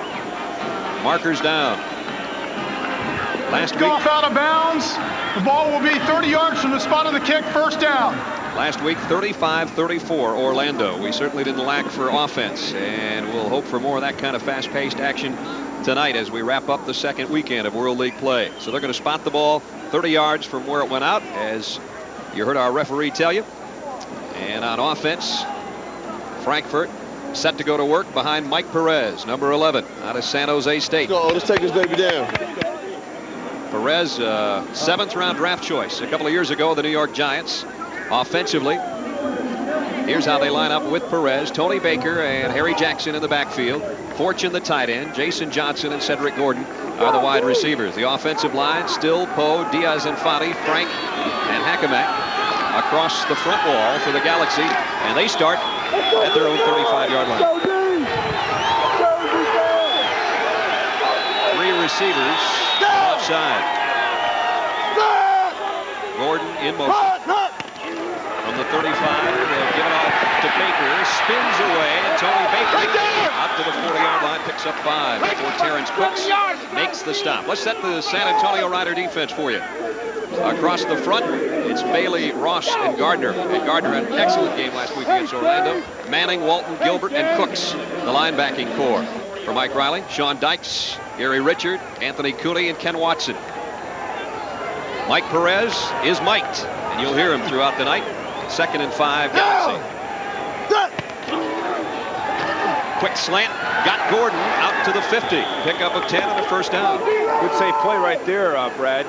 One of the things that they said that Mike looked a little nervous last week in their home opener, and Jack Elway said earlier tonight that he wanted just to get Mike into the offense slowly. They started him off with handing the ball to Tony Baker, and a nice quick slant there, working against man-to-man.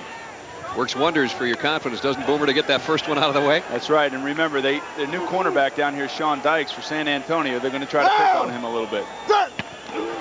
From the 50, first down, Galaxy. Deep ball for Gordon, and he overshot it. It was Gary Richard, the right corner, covering. Quarterback Mike Perez pass intended for number 88, Cedric Gordon. Mike Perez, who put up big numbers in college at San Jose State. My fault, Cedric. I thought he was going to sit down. Let's listen into the huddle. Doubles left. Doubles left, 35 on 2, right?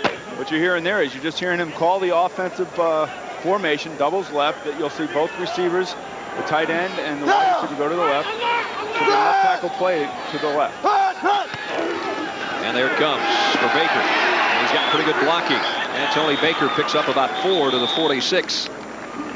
San Antonio defensively with Terrence Cooks on the bottom of the pile, number 50, to make the stop. Tony Baker out of East Carolina. Tony Baker, the touchdown maker. That's what they call him in college. And Frankfurt hoping for more of that here in the World League. Third down at 5 for Frankfurt at the San Antonio. Good look at Tony. 46-yard line. Originally a draft choice of the Atlanta Falcons, and then spent some time with Cleveland and Phoenix. Always has had injury problems and trying to stay healthy here. Third down at 6 for the Galaxy at the 46 of San Antonio. Perez, and somebody went the wrong way there. Incomplete. They'll have to give it up. Alvin Lee, the closest receiver. We can already see improvement on the San Antonio defense as opposed to last week. But then again, they're not facing the 4 wide receivers that they were facing last week. Cover 2, we should have. Right. Yeah. Tom Welahan into punt. It was there. That's probably better about 52, his long a week ago against London. And that's Dwight Pickens back deep at his own 10-yard line for San Antonio. Welahan, the barefooted punter, has one come off the side of his foot. Going to take a great roll, though, and Frankfurt's going to down it near the 1-yard line.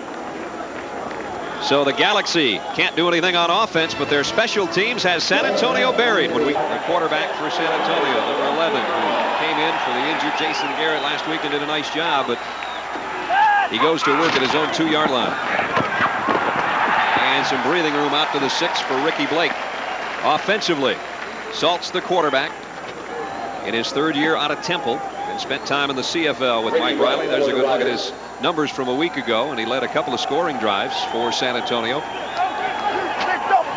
I'll set the rest of the offense in a moment. 2nd down and about 6 to go.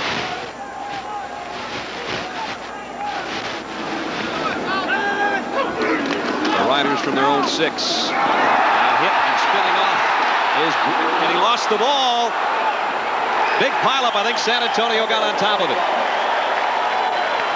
James Harper, I believe the right guard, is the guy that'll come off the bottom of the pile. And that'll end up being a nice gain for San Antonio, and it could have been a disaster. I'll tell you, that's what you call hustle by an offensive lineman right there, to run down 15 yards and make a fumble recovery. That gets offensive linemen game balls. Here's another look. It was a nice spin by Ricky Blake, Boomer. It's a good run by Ricky. He's got to wrap the ball up, though. 1st and 10 from the 25. Got to put 2 hands on the ball. They got it out to the 25-yard line for a 1st down. And a whistle. This play dead. That was an awful quick. Got illegal delay, 11 offense. How can you have a delay when you have a no-huddle offense? 35 seconds went in a hurry, didn't it? Here's the offense. Andrew Johnson, who had a nice game last week. Bill Hess, Ronnie Williams, the tight end, Pickens and Garrett.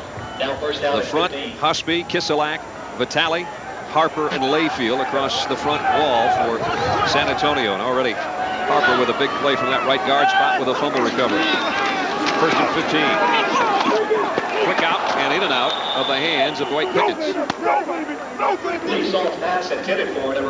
Cedric Stallworth doing a little talking over there, number 27, part of the Galaxy defense. Defensively for the Galaxy, Hendricks, Teeter, and Mraz across the front. Woolfolk, Moorer, Pau, Brody, and Alexander in a 5 linebacker set with Stallworth, Finch, and Seals in the secondary. 2nd and 15, San Antonio.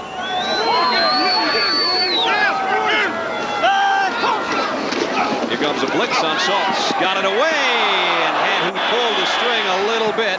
Garrett may have been off for a touchdown, Boomer. Brad, that's one of those audibles that Lee Saltz was telling us about yesterday, because the Frankfurt Galaxy like to play a 7-man front, a la the Chicago Bears in 1984 when they went to the Super Bowl with the Bear defense. And usually somebody is going to come free. And if the quarterback has enough poise in that pocket, he can hit an open receiver. John Garrett needs to make that play next time when they call it. Here's what Lee Saltz is looking at through helmet cam on 3rd and 15. Here he is on the run, firing, got his man complete. Across the 30 is Bill Hess, but I think he's going to be a couple yards shy of a 1st down, and we've got a penalty marker down as well.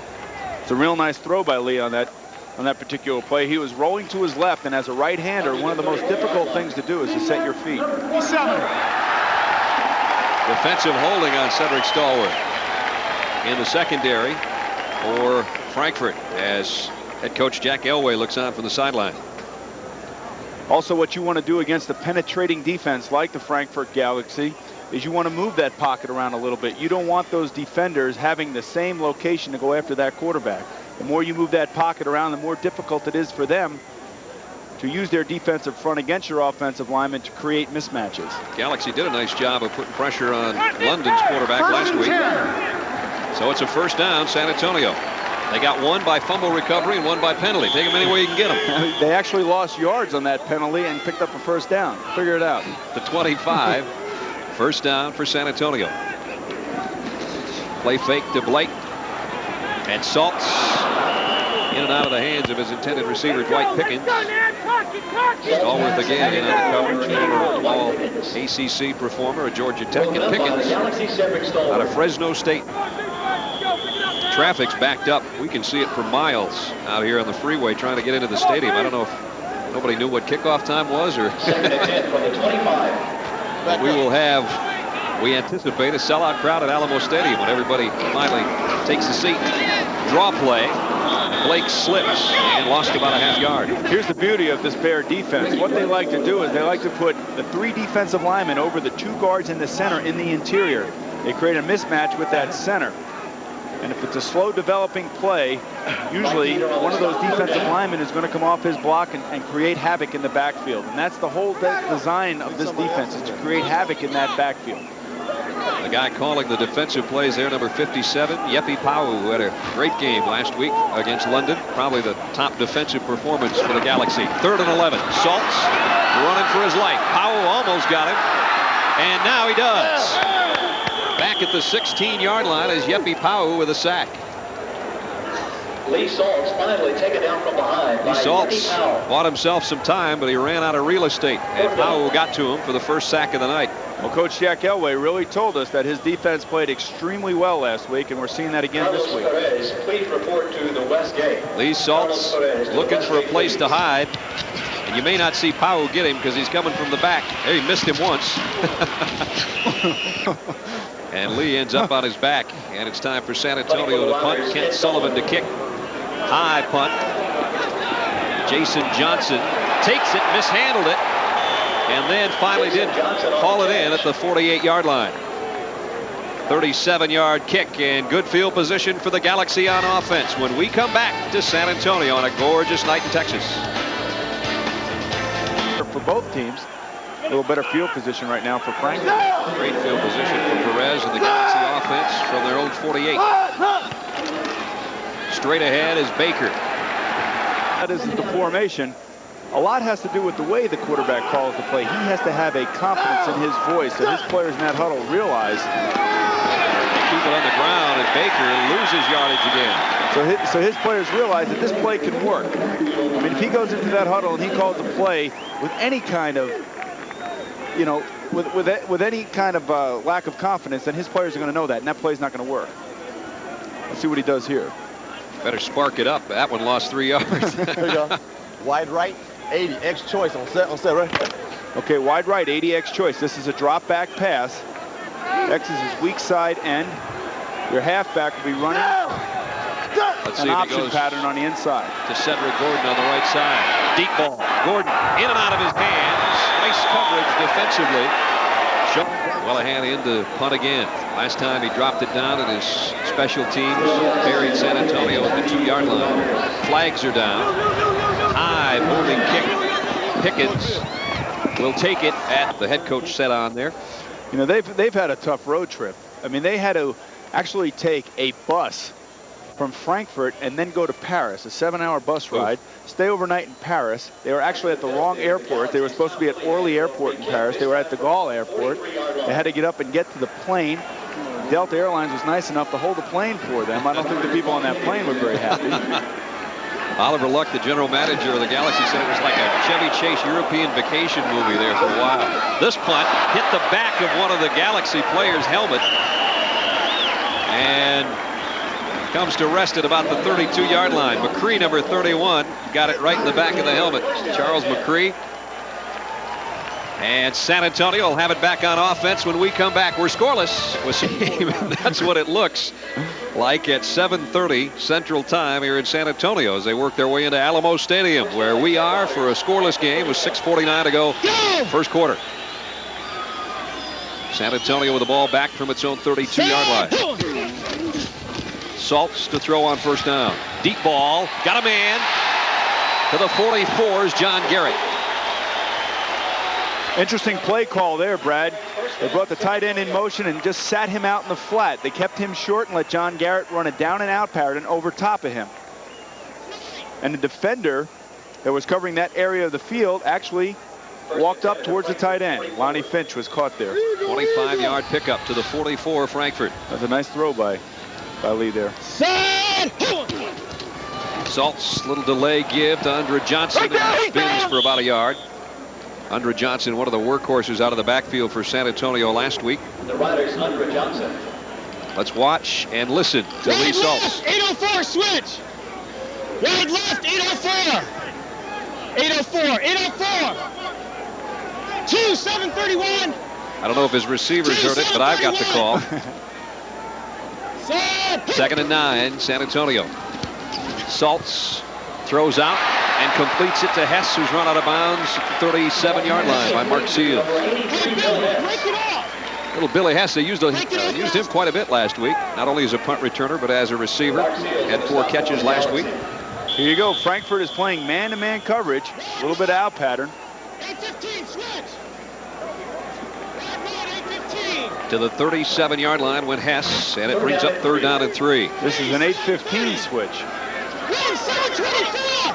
Run 724. Again, a 3 wide receiver offense for San Antonio. 3rd down and 3. Saltz going deep. Pickens out there, and he's out of bounds. He hauled it in, but he's out of bounds. He took that orange pylon with him in the corner. Mark Seals was covering. Mark Seals did a real nice job of forcing Pickens towards the sideline. And you'll hear a lot of defensive coaches teaching their cornerbacks to push that receiver to the sideline. Use that sideline as an extra defender. A nice catch by Pickens. Good call. One better play by Seals. 1 in and 1 out. And Teddy Garcia in for a field goal attempt of 54 yards. He missed from 33 last week. And not enough players on the field, and somebody trying to hustle in on special teams. And now it's going to be about a 59-yard field goal, I'm afraid. It's again a 54-yard field goal. They got the timeout just before the extra player got on, so there was no penalty. And this one is partially blocked. So Garcia's 54-yard attempt is stuffed by Kevin Hendricks. And the Frankfurt Galaxy will take over, and Garcia will think this one over on the sidelines with 4:45 to go first quarter. Thanks to a block kick, still no score. Slant, Gordon in and out of his hands. He would have had a big gainer. They had quite a few drop passes last week against London, and that's one of the things that made Mike Perez a little bit hesitant to throw that ball as the game wore on last week. And again, we see a little bit shades of that at the beginning of this game. Perez 1 for 5 is all. He completed his first pass and has missed his last 4. His last 2 actually have been right in the chest of the receivers, and they should have had the ball. I know you quarterbacks would like a statistic like that, wouldn't you? I'd love to have that. Drop ball or something. 2nd and 10. The delay give off the right side to Baker. Tony Baker gets out to the 42-yard line. Terrence Cooks in on the tackle. That was actually a counter trap. And what they do there, they start one way, and everybody comes back. Let's go hack it. They should hack off this son of a bitch now and kill the sucker. We'll see what we're going to do after this. Ryder. Coaches for Frankfurt in the booth. And a 3rd down and 5 to go at the 42-yard line. Galaxy only 25% on their 3rd down conversions last week in their loss to London. They want to throw the slant the other way. Holy cow, that went way over the head of Jason Johnson. Just got to set his feet and direct the ball right in there. There's a flag on the play. It looks like there could be defensive holding, or it could be a minus 48 being on the 48-yard line on their side of the field. Let me interpret the plays. Okay, all right. I'll leave that alone. 4 wideouts for Perez on 2nd and long. Draw play to Baker. Now they're all over Baker. We talked about Terrence Cooks kind of shadowing him. Boomer, he was sure there to meet him that time. Again, they were in man coverage. They were actually blitzing that time, and Terrence Cook has no other responsibility than Tony Baker, and he met him right in the hole, the way a middle linebacker is supposed to be. 62 buck. Work a game! 3rd and 10 on the minus 48. Left hash. Work a game! Work a game! What you got? All right. Right. Ryder is a defense that is called. Left. And they've got 3rd and 9 to earn from the 48-yard line. And they ran out of time. Blitz by San Antonio. You'll see 5 or 6 guys coming after the quarterback. And here they come, 7 guys. Look out, and down goes Perez. The guy that gets credit will be Tim Walton for the sack, but boy, did he have some help from his friends. You know, I like that defensive play call. It's 3rd and 15. You know, don't sit back and let them throw the ball. Come after him. And you can see, here comes the blitz, all up the middle. It's a nice play call by the defensive coaches of the San Antonio Riders. Gilbert and Cooks almost got him, and Walton finally did. There's just not enough guys in there blocking for 7 guys blitzing. Tom Welahan to punt. Dwight Pickens is back deep for the Riders. They're coming after the kick too, but he got it away. End over end. Pickens should have a chance from the 36. They got a roughing the kicker on the play. And bulldogged out at the 44-yard line. The punter's still down. Welahan in some pain.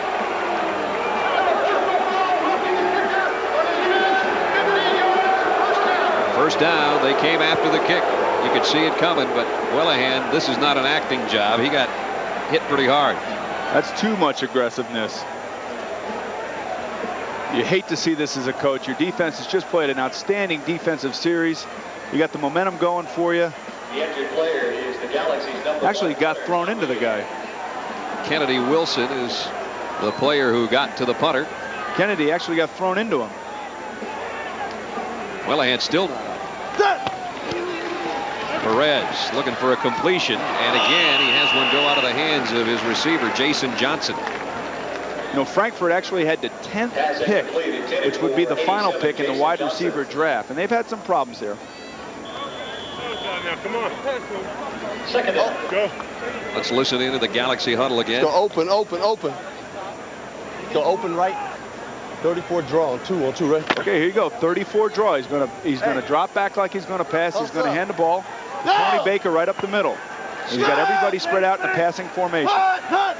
Terrence Cooks will be trying to come after Baker, but this time Baker gets a couple. Let's check in with Diana Nyatt in New York for an update on the Montreal game. Diana? Well, thanks, Brad. Montreal's already in for a field goal and a touchdown. The TD was set up here. Barcelona tight end Mike Hinnants fumbles. Montreal's cornerback Steve Lofton picks it up, takes it back to the 5. They score, and Montreal goes up 10-zip over Barcelona. Let's go back to Brad Nessler. 3rd down and 8. No! 3rd down and 8. Final seconds of the first quarter for Perez. Going deep. Gordon's out there, and this one he's got. All the way down to the 17-yard line. And a first down on the hookup from Perez to Cedric Gordon. Cedric Gordon did a real nice job there. Perez hung the ball up a little bit, and he reversed his field. Watch him turn his back into this ball. He's looking at his outside shoulder now. He's going to turn back inside. That's a nice adjustment by that receiver. Good concentration on the ball. Anthony Cooney was versus a deep safety coverage, and Anthony Cooney has to get over there a little bit quicker. Sets up a first down for the Galaxy. The San Antonio 17. Galaxy driving, but still not on the scoreboard. Scoreless after 1. We'll be back in a moment. At the end of the first quarter, Frankfurt nothing, San Antonio nothing. Brad, up to you. All right, Michael, from the 17, Perez in and out of the hands of Jason Johnson, his intended receiver, inside the 10-yard line. That's a real good throw by Mike Perez. You're down in this part of the field. You want that ball low as a receiver because you got guys coming all over the place to take your head off.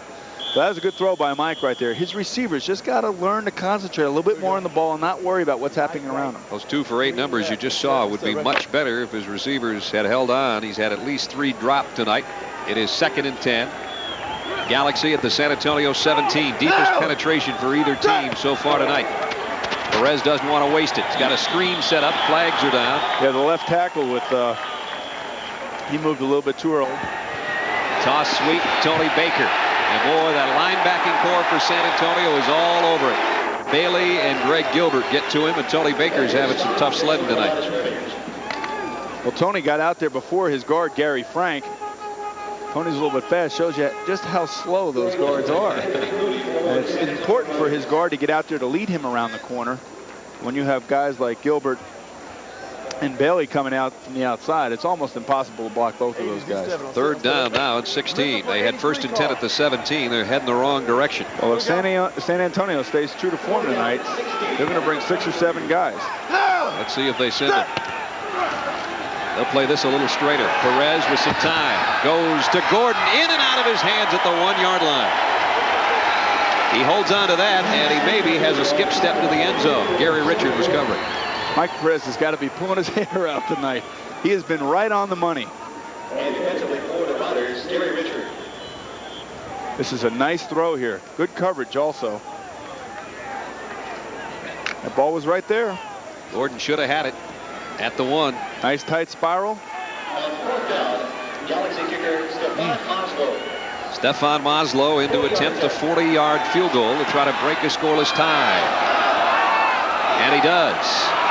Maslow, who had the first offensive score in World League history with a 35-yarder last week, hits from 40 here. And the Galaxy leads by 3-play drive. 6.5 minutes used off the clock. 3-0 Frankfurt.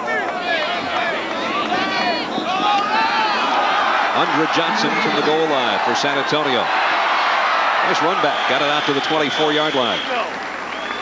Michael Barkan, let's check in with our sideline man. Where is he? I'm right here on the 41-yard line, far side, with Marco Rueda, who is the kicker, the reserve kicker for the Riders, and I'm with Carol Lee Gonzalez, who's acting as an interpreter. And Carol Lee, you know what I want to know? How has he found the American football compared to playing in Mexico? Marco, que es más diferente a la pelota en México a los Estados Unidos? Okay, in the United States, big guys, very faster, stronger, is the difference. Carol Lee, we don't need you. Brad, back up to you. On the ground is Ricky Blake, and he's got about 9 out to the 33-yard line. I have a feeling Barkan can talk to like Martians and they'd understand what he's talking about. Well, he had Helmut Yoder last week, the national kickboxing champion from Germany. So, and this week, why not? Nice job over there. You got to love it, though. Everybody seems to have the enthusiasm. From the owners, the players, the fans. These people here in San Antonio are backing this game. I mean, it's a sellout here. Willie Nelson was here. We have it all here this week. A couple of Texas legends at the game, and Tom Landry's one of them. Willie's the other one. Willie Nelson, who sang our national anthem tonight before the game. I got to go down there and get one of those. 9-1 with Lee Salt.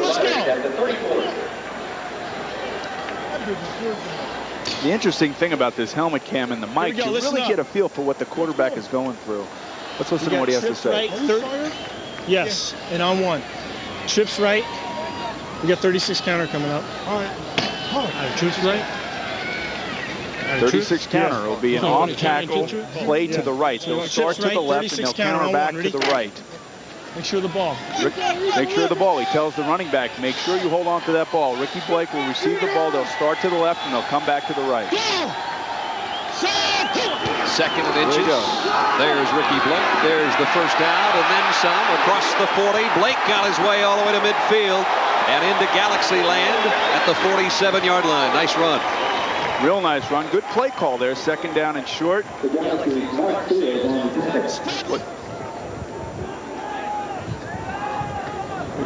And here you go. You see these big offensive linemen coming around the corner. Nice blocks. Ricky's pushing them into those guys. Hold on to that ball, Ricky. Blake had 73 yards last week in a loss against Orlando. Salt's quick slant inside the 40-yard line. He got it to Lee Morris. That's exactly where you want to put that ball, right in his belly.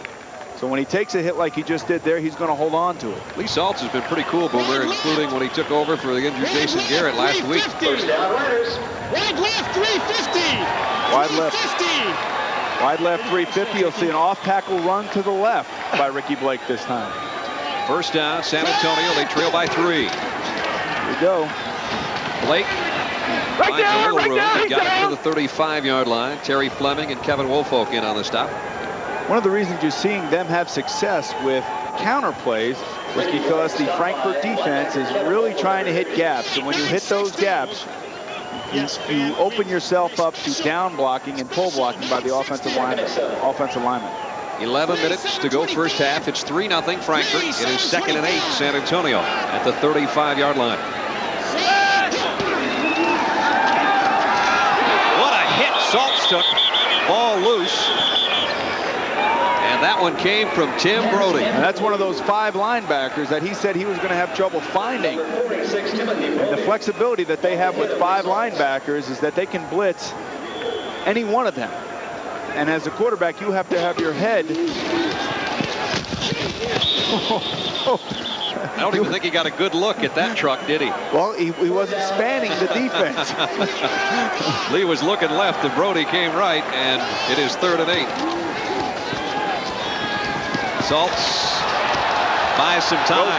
He's going to head for the sideline. He's got the first down and then cuts back. And a nice scramble to the 15-yard line. First down, Riders. Lee Morris made a real nice block down in front of Lee Saltz and give him an opportunity to get 5 more yards. But Lee, you got to get out of bounds.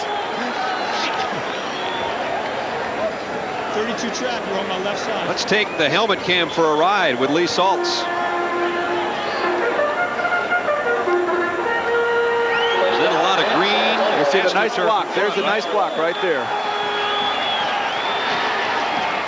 From the 15, Ricky Blake. Off the right side. He's got about 7 more inside the 10.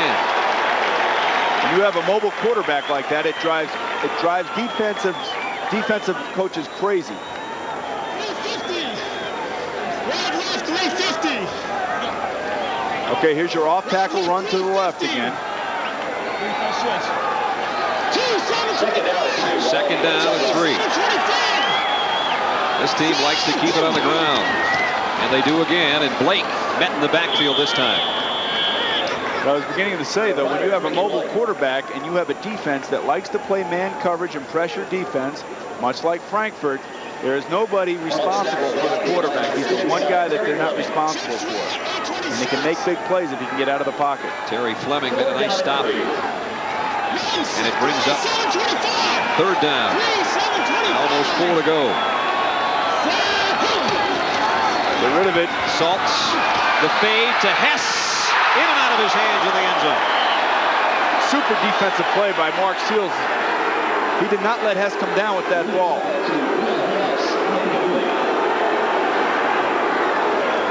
Mark Seals out of Boston University, the guy that broke it up. Nice job by Lee to get that ball off in the face of a blitz. And what'd you see there? Reverse angle. Oh, a little bit earlier now, Boomer. A little bit early, but what Seals does real nice is he pulls down. And Teddy Garcia gets a field goal out of it to tie things up. And a standing ovation. It's about time Teddy hit one. That's what Mike Riley's thinking. 8:43 to go first half in San Antonio, and the Riders have drawn even. Their first points on their home field, capping a 69-yard drive in 10 plays. Teddy Garcia hit a 26-yard field goal. We're even at 3. And Garcia set to kick it away. Cedric Gordon and Tony Baker back deep for the Frankfurt Galaxy. And Teddy knocked this one almost into the first row over here in front. Don't get me started now, Sison. From the 35-yard line, it's first down, Frankfurt. Perez, I don't know if that was a play fake or a design play, but he keeps it and goes out of bounds out near the 39. Diana Nyad with an update for us on the game going on in Montreal. Let's go to Diana in New York. Barcelona is now up on the board in Montreal. First play of the second quarter. QB Scott Ernie fires 21 yards into the end zone and finds Gene Taylor, who beats his man. Montreal now only 10-7 up over Barcelona. So the Dragons draw within 3 in Montreal. Here we're tied at 3 in San Antonio. Perez lost the ball. Let's see, they're going to call that a fumble. If they do, Kennedy Wilson's got the football for San Antonio. That was a questionable call. I think he was trying to get rid of that ball there, Brad. There will be no review. No, of course not. Remember, the quarterback can flip the ball forward. Let's take a look at this. He was trying to pass that ball. Well, Gardner's the one that got to him. No, actually it wasn't. It was a fumble. Okay. I think that call is a good one. And Kennedy Wilson has the recovery, and Donnie Gardner the big play to knock the ball loose. Donnie did a nice job.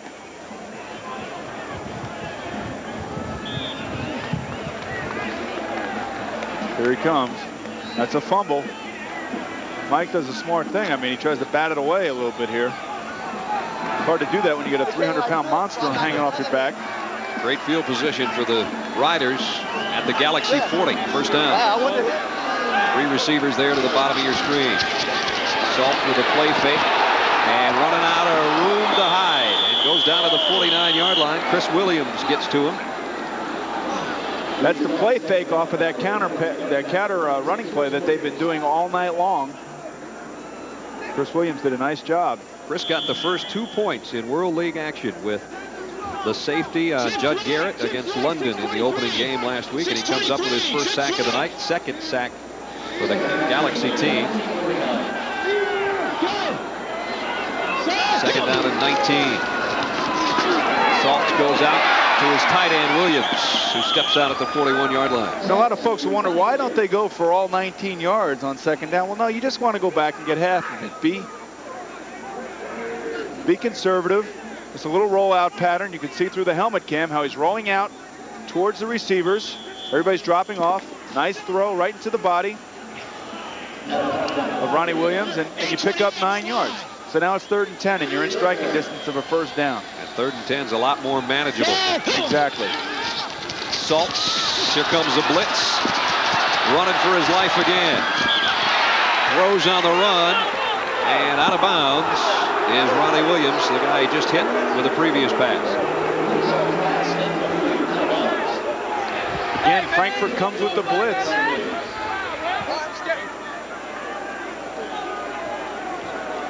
Chris Alexander. What they're doing is they're putting a defensive end and a linebacker outside of the left tackle, forcing the left tackle to make a decision. Who is he going to block? Another great call. You see Ronnie Williams' left foot is out of bounds as he hauled that one in. Kent Sullivan into punt. And some excited folks in a sellout crowd here at Alamo Stadium. She's getting a young start, isn't she? The Galaxy from its own 7-yard line. Pump fake by Perez, and he wants to go deep, and does for Gordon, and he doesn't hold on. The 45-yard line, Sean Dykes got back there on defense. I can't say enough about how good Mike Perez is throwing the ball tonight. That ball is on the money again, and Cedric has to slow down and force that defensive back to run up his back. Watch this now. It's a little bit underthrown. Cedric gets on top of Sean Dykes here. Slow down, Cedric. Slow down a little bit. Good play by Sean Dykes. Dykes got the left arm in there, broke it up. Perez 2 out of 10 on the night. But about 4 passes have been dropped. Baker maybe got a yard. Michael Barkan, let's check in with him on the sideline. Michael. You mentioned these helmets before, Brad and Boomer, and these were taken, the designer of the logos for the World League actually took an exact reprint of a Nebula Galaxy. And with half this league marketing and glitz, this should go a long way in the stores upstairs. Does Mike know what a Nebula Galaxy is? He's out of it somewhere. We know he's out of the Galaxy somewhere. 3rd down and 9 for Frankfurt with those interesting helmets. Side of the offense jumps. Hackamack, the right tackle, out of his stance too early. Now it's going to be 3rd down at about 14. Tackle just lifts up. He wants to get good position on his defensive lineman. 75 offense. Wants to get good position on his defensive lineman. And he tries to get a little bit of a jump. You can see he's stepping back to pass block. He would not retreat like that if it were a run block. Now Mike Perez has got a Here comes the blitz. Look at Here a blitz comes. from his own 4, and he got rid of it. And Gordon in and out of his hands. That time it was Alvin Lee staying corrected, not Gordon. Mike Perez showed a lot of poise getting rid of that ball before the blitz got to him. Again, it was a good hit that time by Cooney. A little bit behind him, tough catch. But that's how you tackle in the secondary. You dislodge the ball from the receiver. You make him pay if he's going to come in your neighborhood. And there it is. Nice punt. Wow. Blasting it way back to the 35-yard line where Lee Morris finally tracks that one down. And Morris gets a decent return just because the coverage was outkicked by a mile. Boy, did Welahan get a piece of that one. Obviously, Welahan is not hurt last time he was out on the field. 61-yard kick. That's an actually offensive player right there. I mean, that's the type of thing that you need. If your offense is not working well and your punter comes on the field, that's how a punter really makes his money, kicking those balls out of the end zone. Those are hard punts. It's a whole new mental state of being when you're standing in your own end zone and you got 10 guys coming at you trying to block it. Still, the Riders have decent field position. Better than decent from their own 48. Comes the blitz again. Blake cuts outside. Near a first down inside the 45 down to about the 43-yard line. Blake did a good job of avoiding Tim Brody in the backfield. Right, okay? No, you know what I'm saying? No, not a problem. I'm talking to Sean, right? You know what I mean? We're out there lining up, head up. Fuck, that's fine. We're just guys, get your asses. Tommy Lee is the offensive coordinator for San Antonio. I'll tell you, this is not a church social, I can tell you that. These guys are fired up. They don't even think about what they're saying. They become so involved in the game that they become very boisterous and they want to get their point across, much like General Patton used to do. Only we think about what they're saying, right? Well, actually, you know, I'll tell you, that's just a part of the game. Stay bottom on that one. Going to bring in the sticks to measure. Roddy, did you see him come on that? Here you go.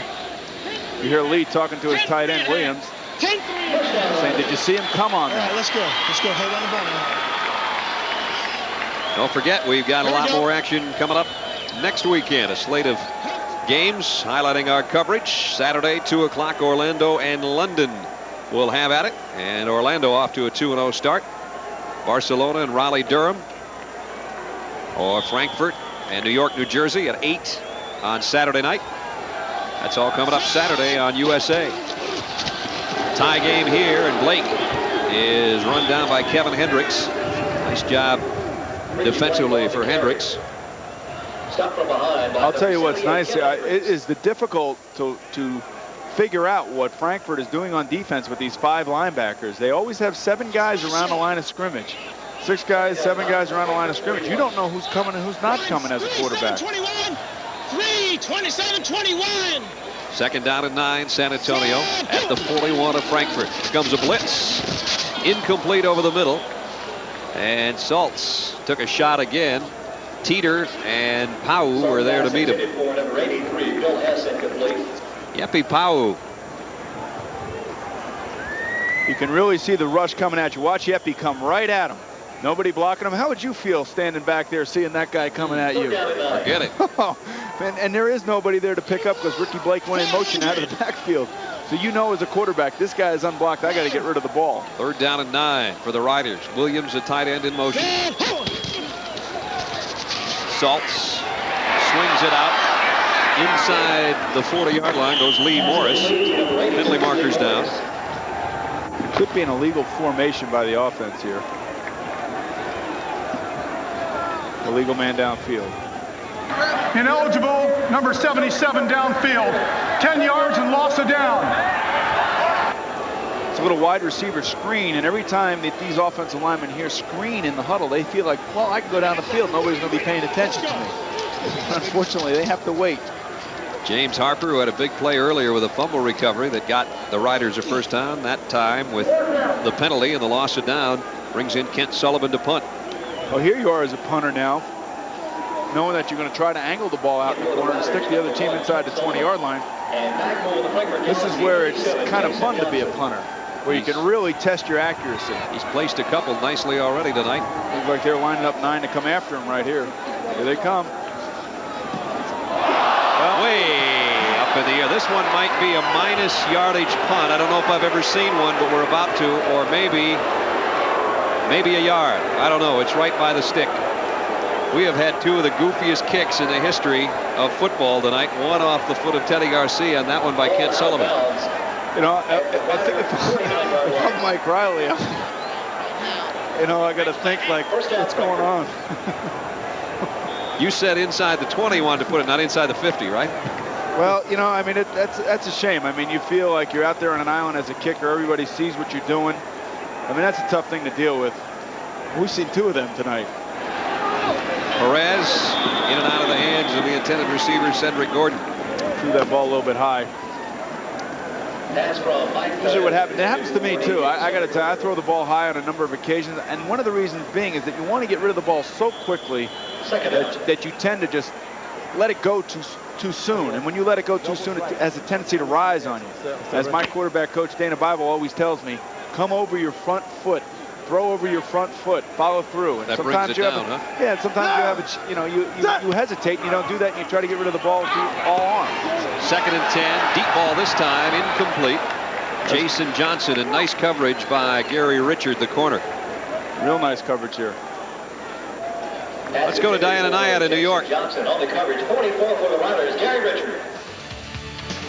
Thanks, Brad. In second quarter action, 2 plays after his own 51-yard reception, Paul Palmer takes the handoff 6 yards into the end zone, and Barcelona goes ahead of Montreal for the first time in the game, 14-10. Let's go back to Brad Nessler. 14-10 there, and 3-3 here with 2:38 to go in the half. Perez gets the completion this time to the 36-yard line to Jason Johnson. Pick up a 13 and a first down for the Galaxy. Good throw by Mike right there, right in the zone. Hit his receiver right at the belt buckle. Receiver held on to it, had no choice but to hold on to that ball. I like the way Mike Perez is playing tonight. He's playing poised in the pocket. A lot of his passes have been on the target. His stats are going to look awful, but I agree with you. But sometimes that is not indicative of the way a quarterback is playing. The counter goes nowhere, except now, as Gardner's there to meet Baker. And these defensive linemen are taught, if your offensive lineman in front of you pulls, follow him down the line and follow him where he's pulling. And that's exactly what Johnson did right there. Gardner did right there. Watch out. Here's tackle pulling down, and he follows him right into the hole. Makes a nice play. There's Donnie Gardner, who had a nice game last week against Orlando, and he's doing the same here tonight. We're at the 2-minute warning in San Antonio, where the Riders and the Galaxy are even at 3. Real is what we do. Real thing. Get the feel of the real. Coca-Cola classic, yeah. Take the real stand and get down. Every beat just like this sound. Coca-Cola classic. Can't beat the real thing. It's time they get real. Get time to skill. Those fast lines, they're low tonight. Refreshing's just like this. Can't beat the real thing. Hey, that's not us. We're down here. We're Daihatsu from Japan, and we're new in the neighborhood. So you haven't seen a lot of Daihatsus here. Not yet. But as word spreads about Daihatsu quality, we'll grow bigger, and we won't get a stiff neck from looking up at the neighbors. With our Charade 3-door hatchback, Daihatsu quality starts from $63.97. How about a better hand soap? Not us, we can't cope. We don't need no lava soap, nope. Regular soap won't always work, but lava with pumice will. Interested? Nope, nope, nope. Lava, then don't try to cope without it soap.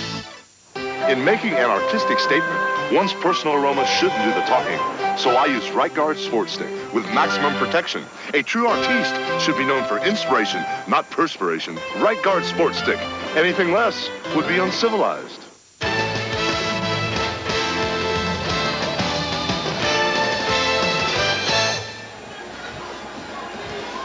Beautiful night in San Antonio, Texas. And at the 2-minute warning, actually 1:54 to go in the half, Frankfurt and San Antonio tied at 3. Brad Nessler, Boomer Esiason, Michael Barkan with you here in the heart of Texas, where the Frankfurt Galaxy has 2nd and 16. Perez trying to get it out to Tony Baker and took a big-time shot. Greg Ross, the nose tackle, just let him have it. Take a look at this shot. Number 94, Mark Ledbetter with a hit on Galaxy quarterback Mike Perez. Right in the numbers for Ross. You know, that's like throwing steak to tigers, you know? 3rd down and 16. Frankfurt 3 out of 8 on their 3rd down conversions tonight. That just gives me a headache watching it. Perez trying to get away from the pressure again. Has some room, but he's going to have to hustle to get a 1st down, and he lost the ball. And the Riders have covered it. Perez tried to get all the yardage he could and then lost the handle. The San Antonio defense comes up with a big play. Off the bottom of the pile is going to come Terrence Cooks. Quarterbacks are not used to running in open lanes much like this. We're not used to taking hits like that. Greg Gilbert got the shot in. He was trying to get the 1st down, so you can't fault him for that. Yeah, set high. You got wide right, 8-15 switch on 1. Ready? Okay, here we go. 8-15 switch. You watch the inside guy. Billy Hess up top, running an out pattern. He should go to the ball, should go to the left here. Riders from their own 31. Salt's looking left, going left. There's Hess. Out of bounds. He got 9. That was a big play for them last week. They had a 4th and 10. They called that same exact play, and he got them 10 yards. Wouldn't have worked last week. They only got 8 yards here. But here he is running against man coverage. Breaks away. Separation from the defensive back. Comes back to the ball. Good job of keeping his feet in bounds. And watch it. Hess right in front. He actually of got Keith pushed McCoy. out. He got pushed out, and he's okay. Here comes the blitz. Salt's got away, got a block. Now he's going to have to get rid of it. And not only got rid of it, he got a 1st down to Undra Johnson. Undra Johnson gets into Galaxy territory. And again on this, you'll see John Garrett make a great block downfield to spring Undra Johnson for another 10 yards. The vertical. That's vertical. Now look at if it has to be. How about a look from Lee Salt's perspective? Here comes the blitz. Salt's to Johnson, 1st down. There they are. And then he makes like Fran Tarkenton before the throw. And he sees Undra just floating behind the backers. Nobody paying attention to him. How do you have time to spot somebody like that, Boomer, when you're running for your life? Ronnie Williams gets this catch and gets out of bounds at the 43-yard line. Well, it's all a matter of poise. It's all a matter of knowing that when you are scrambling, your receivers are taught in practice to come back to you. If they are on the sideline that you are running to, they'll go up the sideline. If they're down the sideline that you're running to, they'll come back down the sideline. It's a scramble drill, and you work that in practice. 2nd down and 5. The Riders at the Galaxy 43. Salt's, oh boy, almost a big-time interception for Lee Jones, the defensive end. Knocked down by the Galaxy. Lee may not have that chance again for a couple more games at least, maybe a couple more seasons. That was a little screen pass, and Lee read that. He just got in between Lee Saltz and Ricky Blake. Made a nice play. 3rd and 5. Numbers for Saltz. Trying to get his Riders 4 points before halftime. Man coverage in a blitz again. They pick it up this time, but a great defensive play by Keith McCoy, who had a big game against London last week with 5 tackles and a fumble recovery. And great. Well, if we can go back to the video there and watch Yepi Paiute just come flying in the middle and disrupt the whole pocket.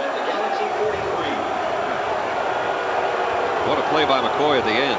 Good play.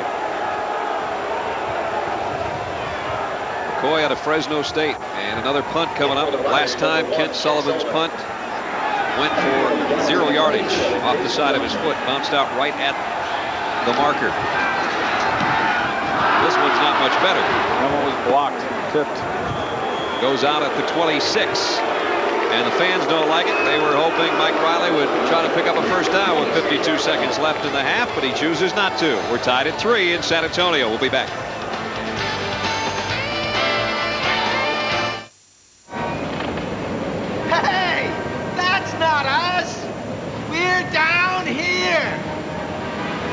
We're Daihatsu from Japan, and we're new in the neighborhood. So you haven't seen a lot of Daihatsus here. Not yet.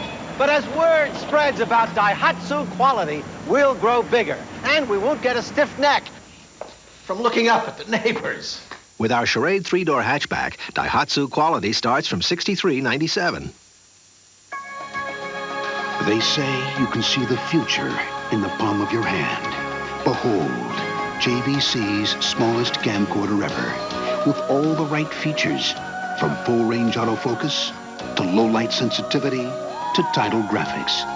Plus, it easily plays in your VHS VCR. So at a mere 26 ounces, the future really is in the palm of your hand. JVC, we just made recorded history again. All right, we're back with punter Kent Sullivan. And Kent, that's 2 straight. The first one 0 yarders, this one not better. What's happening tonight? Well, they want me to get the ball up quick because they're coming up from the left side, and I'm going too fast. I just need to take my own time. Well, not too slow, but I need to take my rhythm timing what I have, and they just want me to go faster, and that's just sort of, throwing me off. I just need to work on that. What happened on the first punt? The second to last one? Yeah, I was going too fast, and the last time I was still going too fast. I just need to slow down a little bit more because they told me just to get rid of the ball, get the ball off so it doesn't get blocked. What adjustments are you going to make? Just mental, just to try to keep my cool and just go through what I know what I can do. I see your teammates coming up to you. They're slapping you on the shoulder pads. That gives you a little confidence? Yeah, it gives me confidence. They know I can punt the ball. I'm usually pretty good, and today I'm just not having a very good day right now. All right, hang with it. Back to you, Brad. All right, Michael, thanks. That's one of the tough things. A punter is like a golfer. He has a rhythm.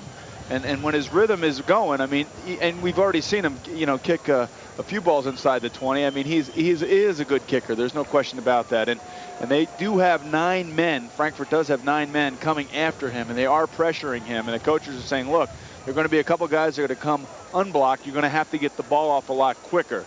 He'll be fine. He's had 2 bad punts, but, that's a part of the game. And we all make mistakes, and he realizes that. So I expect him to come back. He'll probably kick a 60-yarder tonight. I hope he does. Diana Nyad coming up in about 47 seconds with a Reebok halftime report. She's going to talk to Oliver Luck, the general manager at Frankfurt. Take a look at the action here in the first half of the 3-3 game. Galaxy with the ball, and Jason Johnson, the wide receiver, has it out over the 25-yard line. They're going to hurry it up here with 35 seconds left in the half. I'll tell you what, when you come into Greg Gilbert's zone, he's going to make sure you know that he's sitting there. Put a lick on some people tonight. He really has. Perez had that one tipped at the line. Boy, the San Antonio defense so much sharper than last week against Orlando. And granted, the Galaxy may not have the Orlando offense, but still. They're coming hard. And we knew that they were going to make some mistakes last week against Orlando because Orlando does so many different things on offense. It's almost hard to defend that team. That was the Galaxy general manager, Oliver Luck, former Houston Oilers quarterback.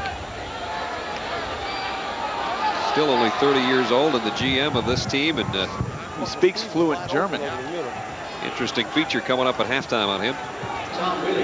Galaxy set to punt it away. Let's see if the Riders bring everybody to try to get to this kick. And it's another beauty by Wellahan. Boy, he has just pounded the last 2 punts. Lee Morris runs it down inside the 20. Good setup. Looking for some blocks.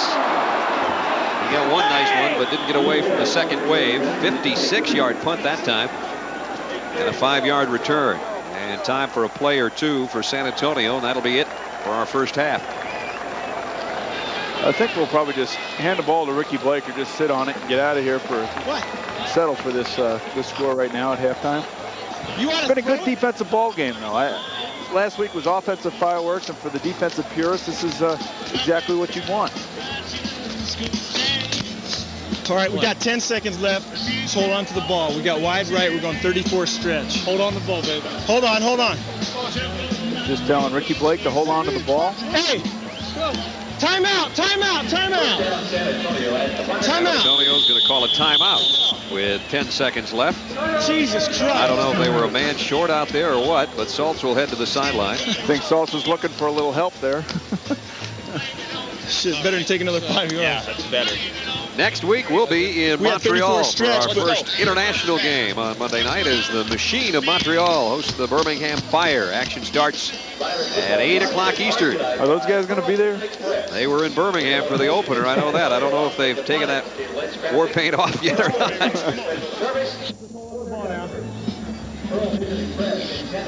The wide right, 34 stretch on 1. Ready? Hold on now. There's a little handoff to Ricky Blake off the right side. Never know, he could pop through and go for a big gain. Good safe play. Please tell him to hold on to the ball. No need to fumble here. Final play of the half. Blake going to add some statistics here. He almost broke out of there. Across the 40 to the 42. We still have 2 seconds left. 19-yard romp for Ricky Blake. It's a smart play by Lee Salt. He is in there. He realizes that they only have 10 seconds to go. If Ricky Blake is going to break and make some good yards, he's going to call timeout, which is what he did. He's going to go over to his coach and say, "What do you want to do, coach?" I wouldn't be surprised if we see a Hail Mary here or something. Try to get a defensive penalty or maybe somehow get a gift. We're going wide right, 541. I'm going to throw it up. Hold on. Hold on, guys. Okay, so just give me a little. Yeah. Give him a lot of time. I'm going to slam a little bit on the out. Yeah, okay. Loosening up his arm right here. Come across. Hey, coach. Just come straight fucking across about 12. Find a hole in here. You know, sometimes we got to make sure the guys are listening to you. Wide right, 541 on 1. Ready? They're going to throw up a prayer here with 2 seconds left.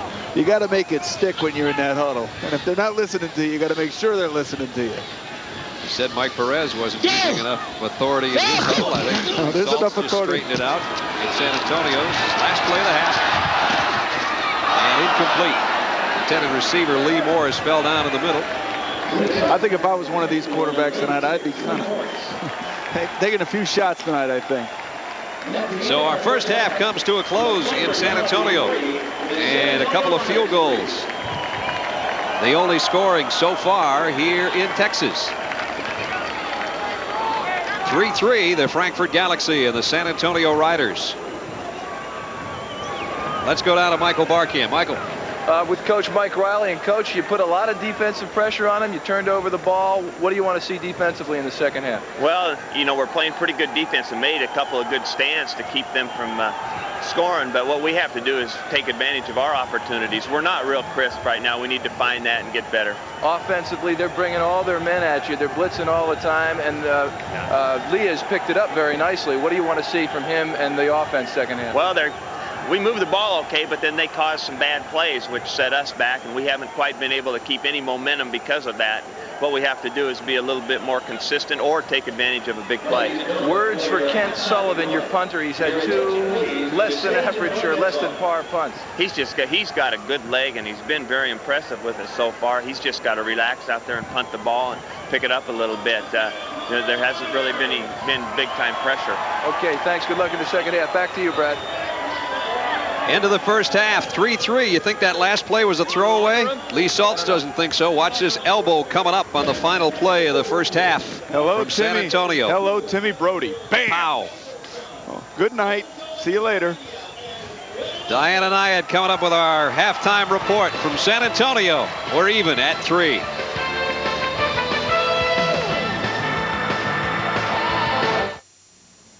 When you're 5'8" and 140 pounds, you don't play a power game. You use your head, your ground strokes, and my secret weapon, speed.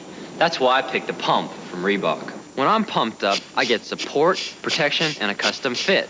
So if you want to beat those rock and roll tennis guys, pump up and air out. Switch to the greatest sports performance shoe in the world, the Reebok Pump. Pump up and air out.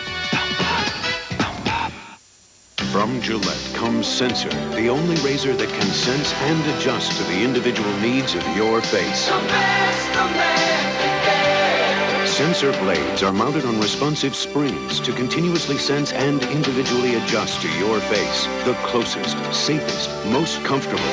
Gillette Sensor, together with the richness of foamy shave cream, for the best shave a man can get. Gillette, the best a man can get. Our halftime report, brought to you by the greatest sports performance shoe in the world, the Reebok Pump. Pump up and air out. Reporting from New York, here's Diana Nyad. Welcome, everyone, to our halftime report here on USA. The World League organizers knew that to make American football a wildly popular sport in soccer-crazy Europe, they were going to have to find some general managers with tremendous diversity. Well, the man they zeroed in on for GM of the Frankfurt Galaxy team has a wonderfully diverse background. If you don't know him already, we want to introduce you to him now. His name is Oliver Luck.